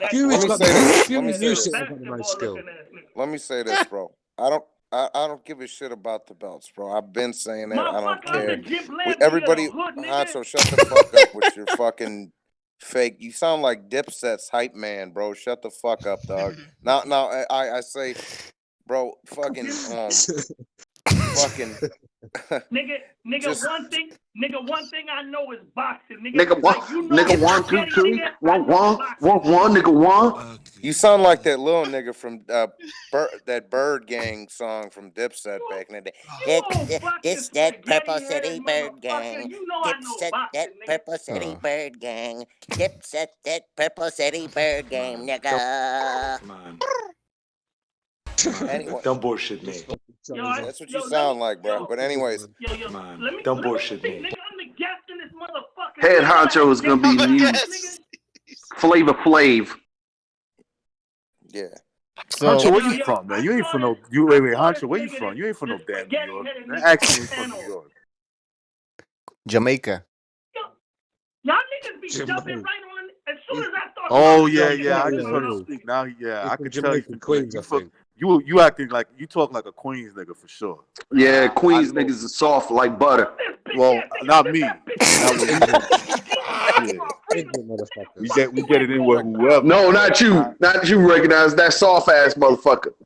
But there are some soft ones in Queens, and he sound like one of them. Recognize well, so not me, bro. I bet Honcho's a fucking Malinaji lookalike, isn't he? Who walks around. It's the motherfucking. It's the motherfucking. He's got fucking Naji's hairstyle, isn't he? Where is this going? But yo, recognize Hancho thrives off the beef. He liked that. He's like because you know why? The Mexican beef. He's never had a real beef before. He said he's from Jamaica, Queens, and they like that. They're haters over there. They're nothing but haters on that side of Queens. I mean, let's be real. Recognise. I mean, you get up in the morning, open the curtains, and you see Jamaica, Queens. You've got a reason to hate the world, haven't you? Oh man, I see Jamaica, Queens. I stay away from there. Yeah, I mean, that's a polluted area. You just open up the curtains and think. Just their favorite nominee, Head Honcho. Go ahead, Hancho. I'm only joking, by the way, if anyone from Queens is listening. Give me a motherfucking chance.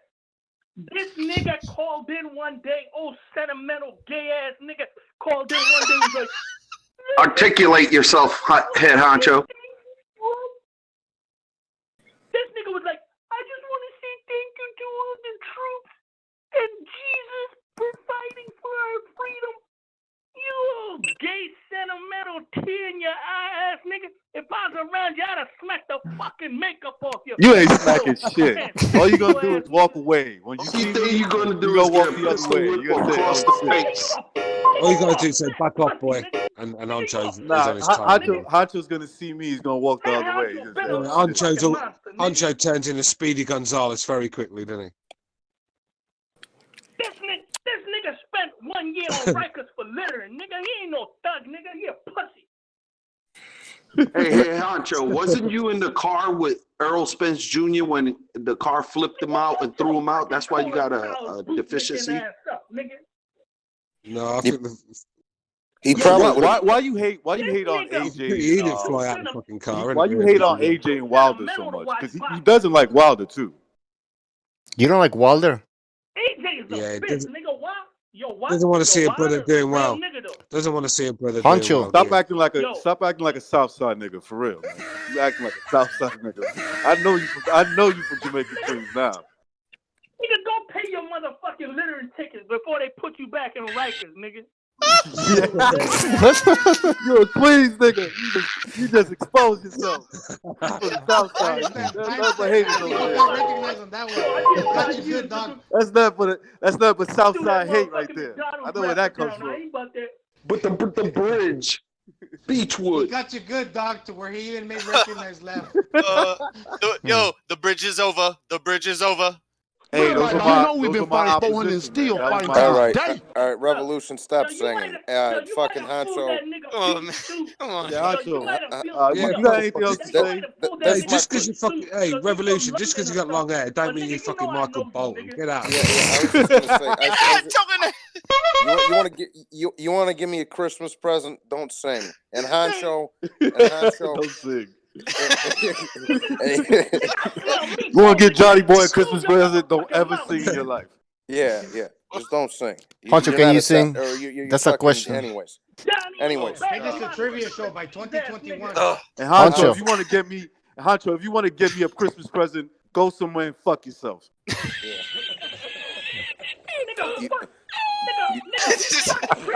You talk a pretty good one though, Honcho. I'll give you that. Fuck about no Christmas, nigga. Oh man, Johnny Boy, that's a typical Southside hater. That's why he gets mad when I say it. That's a Southside hater right there, boy. All they do is talk. Head Honcho is gonna be Ashy Larry. Hating on Wilder, nigga, or y'all hating on Ruiz. G Boogie knows what I'm talking about. G Boogie knows.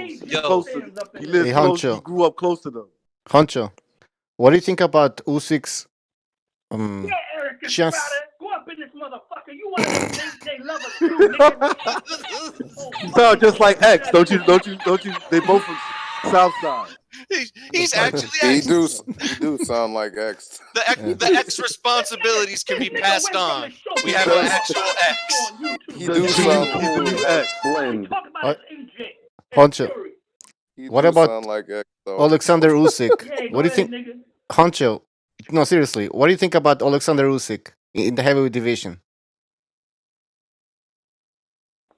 Yo, that motherfucker is like a fat Lomachenko, nigga.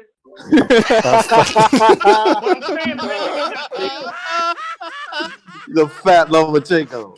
Interesting. Never heard that one. I'm crying, yo. I'm crying. Yo, you ain't never seen that Eastern European ass niggas. They all got egg-shaped heads, nigga. Hey, mate, listen. Hey, Honcho, listen. It's gonna hurt you, mate. It's gonna hurt you that there's a fucking storm of European fighters coming over. World-class amateurs. Monsters that are going to come over, man. And you're going to have to get used to seeing these guys hanging around with belts around their waist. They're coming through. Let the hating begin, because you've got many years of it to come now. Because they're all coming through. Look at the great fights from Europe, man. The fucking Europeans are coming over like the fucking. The Europeans are coming over like the two lions on Ghost in the Darkness. They're fucking eating everybody. You understand? Not Lomachenko, the man, nigga.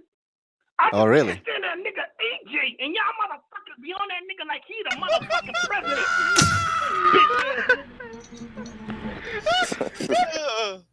president. He reminds me of Yosemite Sam.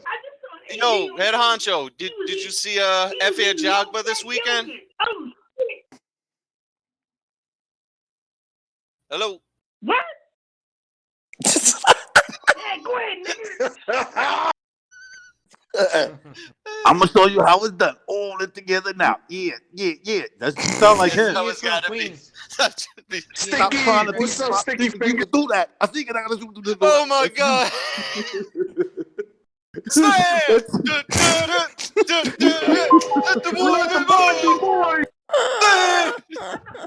Man, all you motherfuckers from the south side supposed to say, Revolution, man. I'm a B-boy standing. My B-boy stance.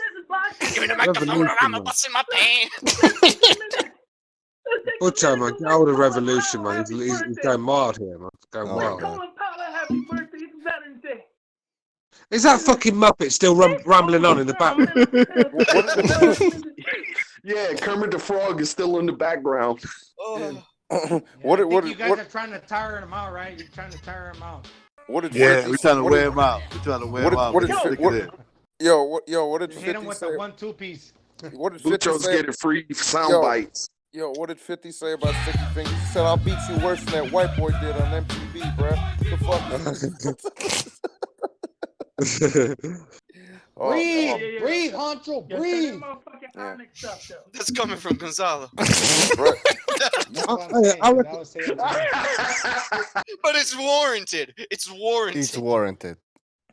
I think he's taking the call from you. I think Honcho's actually taken that call from the opposite pad, and he's having to shout through the bars. Honcho, you should do a man. I'm debating who talks more. They're gonna take your phone privileges. They're gonna take your phone privileges away. None of y'all niggas be speaking on the truth.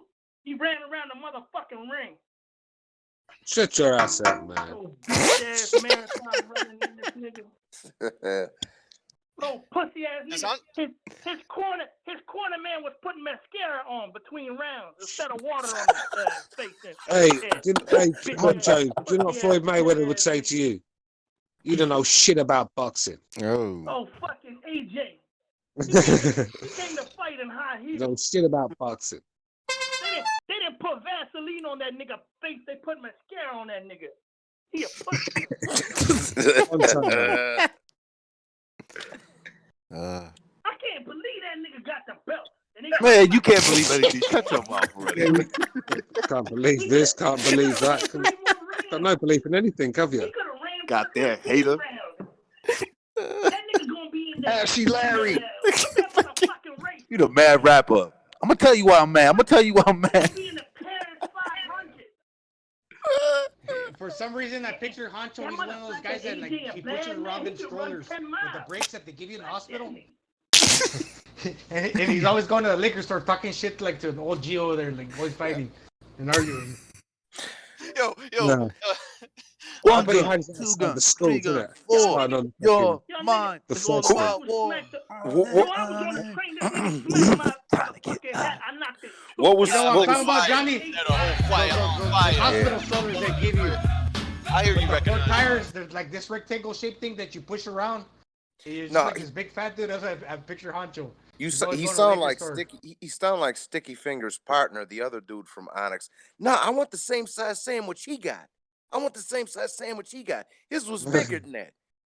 Mine was big. His was bigger than mine. Nigga, ain't nothing in your sandwich but spaghetti, nigga. Ain't nothing in your sandwich. What you gotta get spaghetti now? What spaghetti do to you? Yeah. Huh? What does spaghetti do to you besides Bro, get you fat? What is this shit? I'm gonna give Head Honcho the Head Nigga Award. Bruh, shut up. I'll come over there and stick a chicken bone up your ass. Kick a chicken bone up your ass. Be quiet, bruh. Soon as I said something, this nigga was like, I could use a sandwich. Yeah, use motherfucking spaghetti. You said you needed an enema? Damn. Hey, Honcho? I feel like Honcho's calling us from like Bellevue Hospital and shit. Honcho, you ever come to England, I'm gonna open you up like a can of beans. I'm gonna open you up like a can of beans, Honcho. You ever come to England? Check. You ever? Yo, Honcho sound like he about 4'9". Honcho's like I said, Honcho's got the machismo of Rick Moranis. This guy's about as scary as my kids when they go on Halloween that night. So I mean, get out of here, man. You scary as about when I was about 6 watching Exorcist, bruh. That's about what you scary. AJ's makeup man. I mean, no, Honcho's about as scary as Poltergeist. Yeah, that fucking clown when he was a kid. Yeah. Go ahead, nigga. You start busting out your mama so fat jokes on Hancho.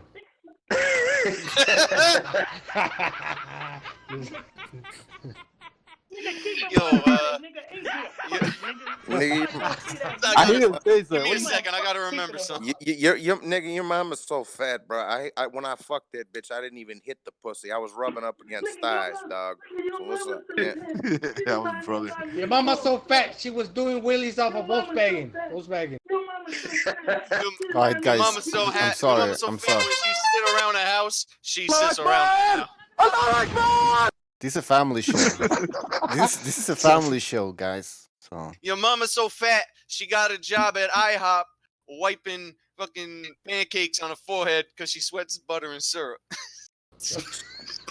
Sweating Oh fucking mayonnaise my here instead of shampoo in the shower. Nah, nigga, take a 10 count. You just fuck. Yo, I gotta get Hancho credit. He got energy To for butter days. the skillet. I was supposed to say the butter part first. Honcho's it up. getting roasted, man. Poor old Honcho. One thing, nigga. Next time you got that nigga that talk about Jesus died for the freedom, nigga, you better let me call in. I'ma smoke the fuck He's out on, of man. you. He's on. I'm right here, right now, motherfucker. Talk your shit. You old pussy ass nigga. He's Jesus right. was nothing but a bitch, nigga. So is you, nigga. Both of y'all. Man, I will pistol He's whip gonna you cry. and throw you in a corner and tell you to shut the hell up. As you peeing on yourself, and I'll come right after and duct tape you. You won't talk anymore. Bruh. Oh my stomach. Bro, I will fucking sew your asshole shut and force feed you that mozzarella and spaghetti. And keep feeding you. Keep feeding you. Yeah, and keep feeding you and feeding you. Like I'll dude sew on your mouth. I'll Seven. sew your mouth shut completely, so you can never speak again. Oh, fucking dollar store soprano ass nigga. Oh. Hey Barry. I'll sew your mouth up and then put an enema in you and get you drunk with that shit with 150 proof and let your ass walk in the street and just get annihilated by the fucking truck. Yeah. I'll turn you into the Hispanic Steve Hawkins.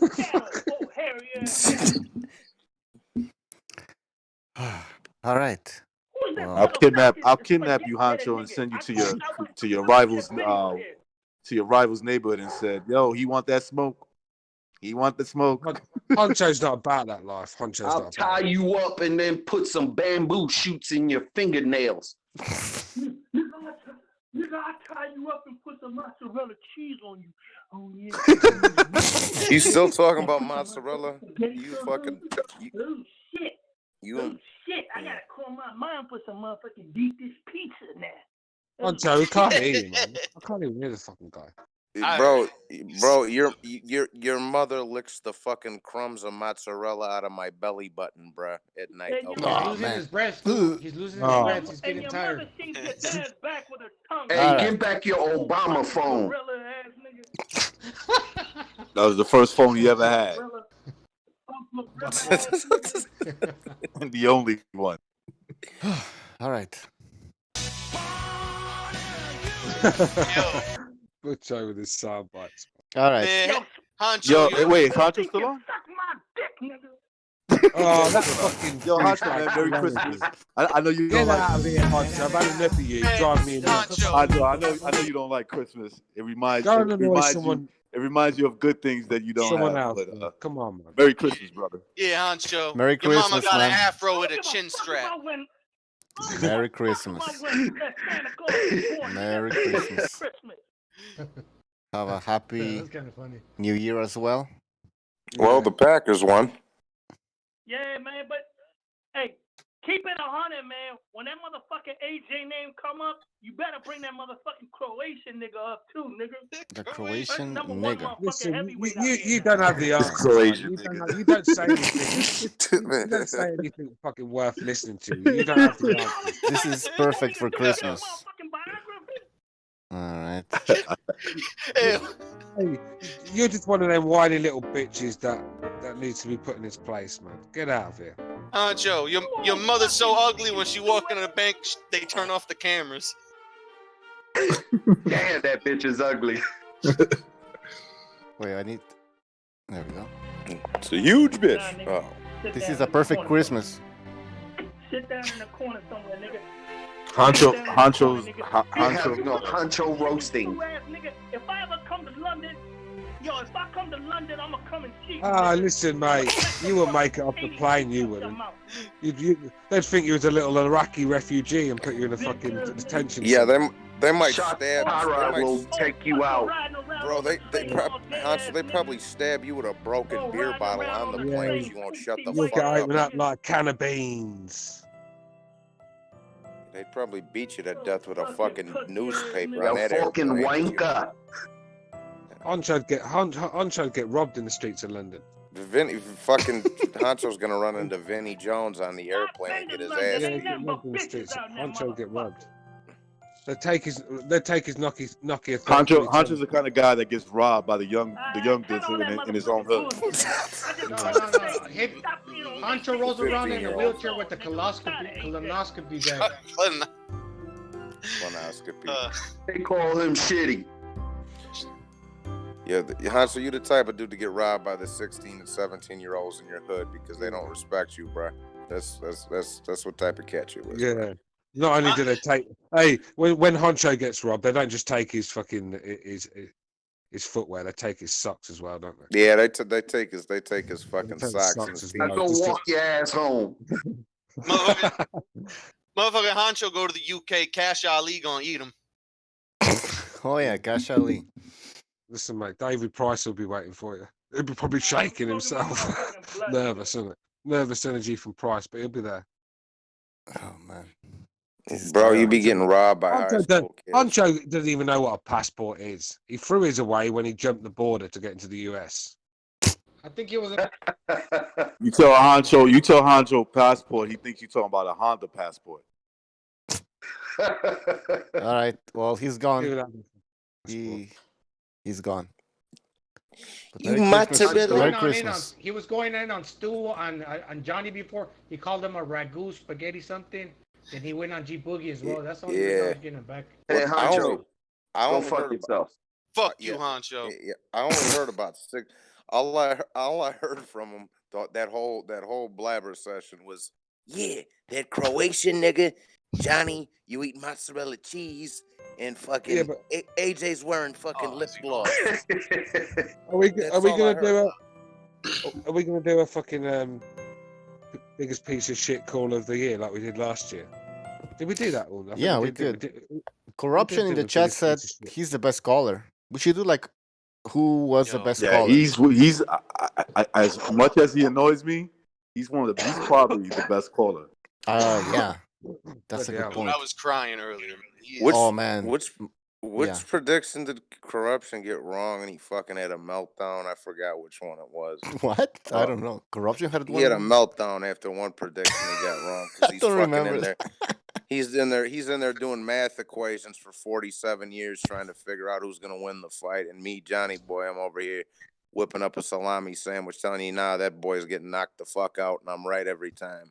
So anyways, Oh yeah. Hey, Johnny the bragger. Mucho, can you clarify something for me, please? Please, What? just listen to me. Triple J says there's rats in the camp. Just clarify for that fool that I ain't sending you no side message talking about anything. Because the only comment I made was Chavez had a broken nose and he went off like a little bitch. But other than that, I don't care to know about him. But if he's referring to rats in the camp, just get that out of the way. That I ain't sending you no side message. Yeah, I don't think that was a rats. Hey, I know there's rats in the chat because someone's in that chat going back to feeding But people. rats about what? No, not about you. Nothing to do with you. Yeah, I was just gonna say, Gonzalo. I don't think that was. We've got rats in our chat that we think they're all right. That are going back telling people. Yeah, Gonzalo. I don't think that was a reference to you, homie. There shouldn't be like this whole prison mentality about ratting and he's gonna rat. Whatever we say, Gonzalo. My point is, whatever we say about anyone on this show, there's someone in this chat, or a few of them, that goes straight running to these people, telling them they all always know that we've been talking about them. Not all of them listen to this show, so how would they know? There's a little and I know something was said to me. Someone told me something, and that made me realise there's a rat in the camp. So you have to be very careful. Stu, There's a rat, like UB40 used to sing. There's a rat in my kitchen. What am I gonna do? I'm gonna fix that rat. wait, Stu, like you said, Stu, you said. What? Hold on, can you hear me? Hello. Rat in the kitchen. All right, Stu. Like you All said, right, Stu, you said the show's growing now, so we get more people, and we can't make everybody happy. You know, so there's new people coming in, there's people crying, there's people, I can do this, I can do that. Well, you don't like it, fuck off, man. Listen, there's other boxing channels for you out there. What it is, right? What I don't like when they come on here and tell us how to think, especially the lefties, it's their way or the highway, isn't it? You know what I mean? Fucking freedom. What do you call? You call me far right because I voted Conservative. I mean, if you know anything about politics, I don't think Conservatives far right politics. It's very centre. I think it's not right. It's not far right. It's centre. Because far right is not. I mean, what is far right? Exactly. Far right is not going to win in the UK. That's not going to get you elected. I'm telling you that now. It will never get you elected. The British people are not going to go down the far right route. The far left route, definitely not. You have to be a centre ground, and that's what the Tories are. So this guy's called, just because I said, and he's crying, oh, the show is better without him with his right-wing politics. And, oh, he knows his boxing, though. Right-wing politics. Like an hour later, he's still in the chat commenting. So if he had a problem with me, I was the only one on the show. He should have switched off, but no, he's still there, isn't he? Well, and let's keep it 100% too. I mean, as the show grows, the circle widens. The rats are gonna, have it. But listen, I know. Listen. I'm not going to give it away because I don't give away my sources. Do you know what I mean? But I know that someone close to this show, it's been around for a while, is going back, feeding information. There's a fucking Donnie Brasco in the Donnie Brasco in the camp. Yeah, I just see that as a stupid prison culture. That I was in prison. You're not a rat. That shit don't fucking. That shit's outdated. Got no play, man. Everybody's their mind. They feel free. They just don't have the mentality to have a conversation about boxing, and they just want to bring up something else, whatever their agenda is. Hey, Donnie. Yeah. Hey, Donnie, ask him why this place is such a fucking dump. Also, some people are jealous of other people. That's for sure.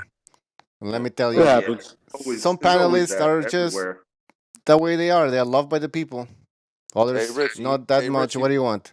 You know what I mean? Richie Left wants to know why this place is such a dump. I don't know. Ask Lefty. Yeah. What do you guys think about the Tank Davis? The Tank Davis fight?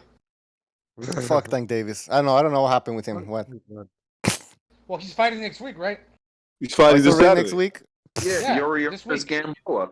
Yeah. I'm gonna be. That's gonna be a bombs away fight. No way that motherfucker's going the distance, man. Gamboa gets knocked out. So what? I gotta go sit. I gotta go sit for a few days on Saturday. Yeah, Gamboa might get knocked out. But I think he's gonna land some. I don't really care because Gambo is done. Yeah, Gambo is done, mate. But you don't think You don't think he'll land? No, not a thing left in that guy. That guy's gonna fall over the minute he gets a chance. I guarantee it. I'm hoping. Do you think it ends in 1-2, or do you think it ends in 5? I'm hoping Listen, he lands one. Gamboa's done. Tank Davis is going to be too explosive, too fast for him, too strong. Gamboa's finished, mate. He's going to feel that power early, and he's going to find a way out. Because the Cubans like to find a way out when it gets going. I will say this though. Even though like I said, I gotta go to the fucking all boys university on Saturday, but fucking. So are you serious? Yeah. Just for fucking, I'll be out in like 6 days, but all right, 6 days. It's not bad. It's not bad. But go ahead. No, they was trying to give me 120, but Tom Hagen got me the hook up there, so we good. But anyways, is he a Jew? You say what? Was he a Jew lawyer? Jew? No. Holy boy. Joking. I'm joking. But go ahead. No. But you're a Jew, not because you're a Jew, huh? Listen, Kleinfeld. The fucking line pits, the line pit's already dug for you. All I got to do is punch one button in here in your fucking history. Now That was classic. Yeah, no, but I am interested in the fucking Badu Jack and Pascal fight. I like Yes. Yeah. I didn't Yeah, even know. yeah. You know, Johnny Boy, guess what, man? I just found out about this fight yesterday. Apparently it was signed 2 weeks a couple ago. of days ago, a Yeah, week ago, week or 2 ago weeks or ago. something. Yeah. Yeah, but the problem with that fight is they're both fighters that do everything they can to Get a lose draw, fight. yes, Stu. They'll get a draw. They throw whip. That's Both why of it them makes throw for a good victories fight. away when they're there. Who will I be mean, the biggest it's going to be a loser? draw, that one. Put your fucking house on. That'd be a draw. None of them want to win it. Yeah, They Stu, both Stu, had that their question, chances to Stu, win it and then fucking fall to Stu, pieces. And listen, Stu, the question is, Stu, listen. I'm just How making can they get excited, que- Johnny? If every time the guy steps up, he gets a draw, bro. Gonzalo. I was just saying, Style wise, he's talking about. it's but and come it's man. hold on, Both hold on, guys. hold on. Wait, let Johnny hold on. speak. Go ahead. Oh, you Yeah, got too I many was just people. gonna say, and it's two dudes in the top 10. I mean, Pascal's older, but he did just knock the fuck out of Marcus Brown. So Yeah, he fucked Brown up. He yeah, he fucked did. Brown up in his hometown.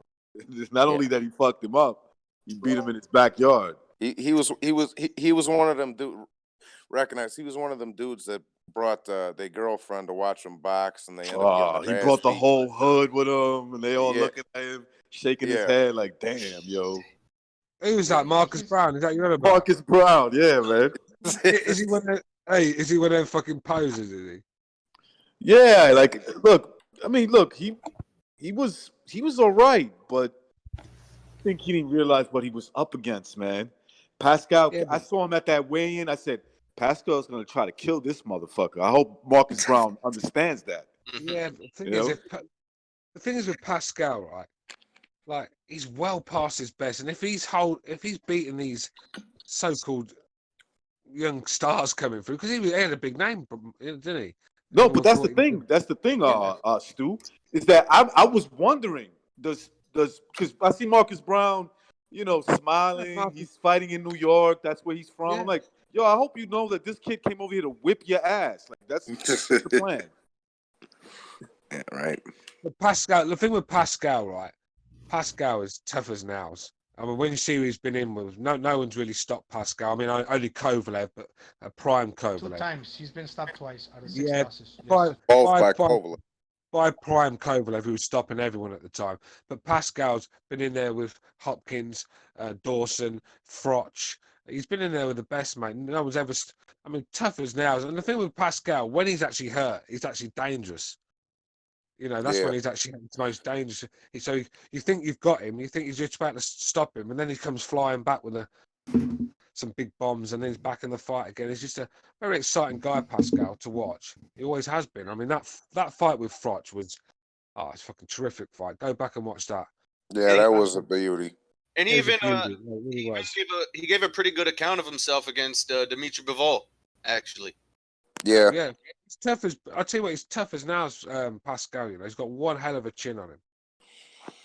Look, if you know what you're doing with Pascal, you can beat him. If you got your mind right, you're not distracted.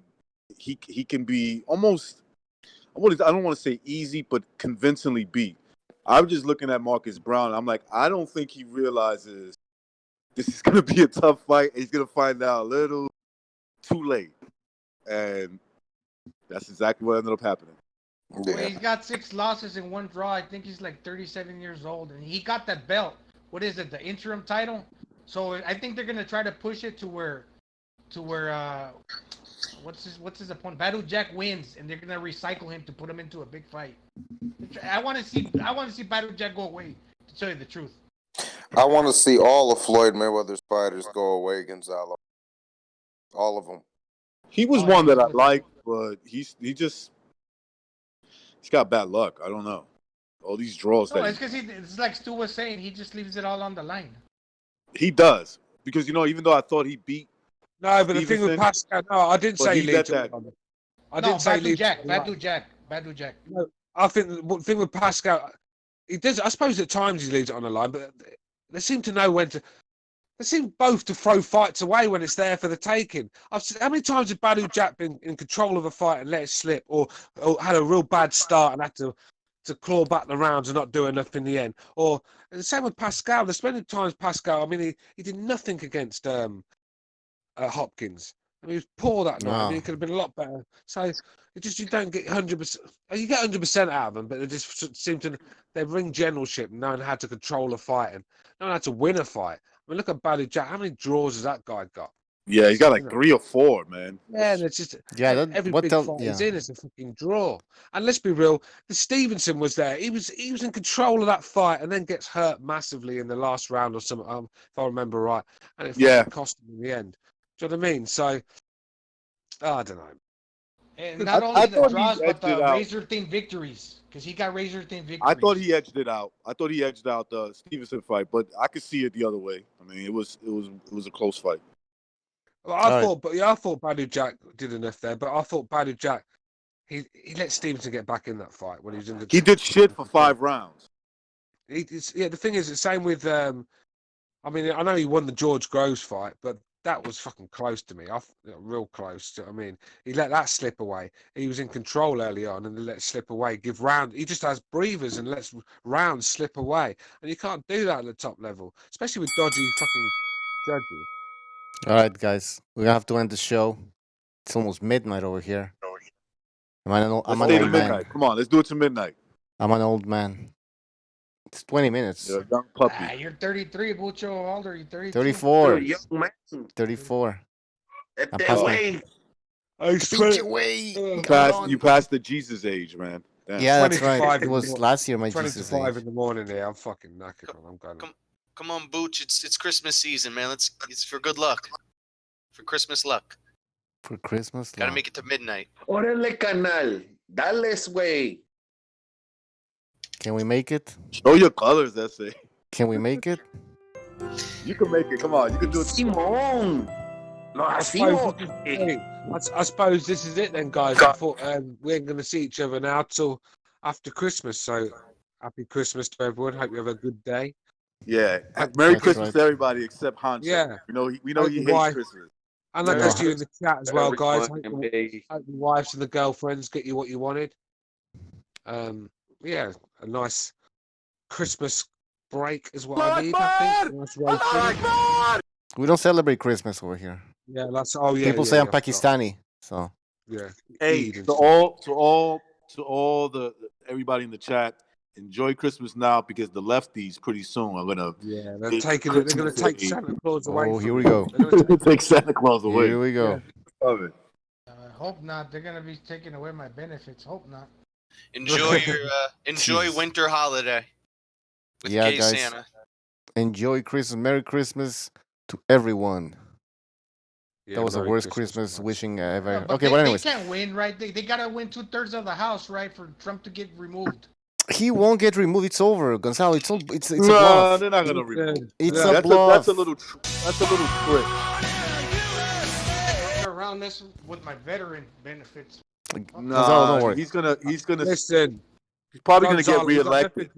You got nothing to worry about. Trump's gonna get in. He's gonna cruise. Yeah. I mean, let's be real. That fucking senile old git, Biden. Who's gonna want him? Or that Marxist socialist numbnut Bernie Sanders? Get out of here. Trump's cruising that, man. I mean, who else is there? I mean, who's Elizabeth Warren. Who's the one that thinks she's a native Indian? The one that thinks Elizabeth Warren. Elizabeth Warren. I mean, that's a senile old white lady, that is. You see them all the time in England, where they've gone through a hard life and they've just gone senile, dementia's kicking in. And you hear what Trump called? Would you let that woman fucking run your country? A country like the United States. Did you hear what Trump called Nancy Pelosi? No, what did he call her? He said, "Crazy Nancy Pelosi."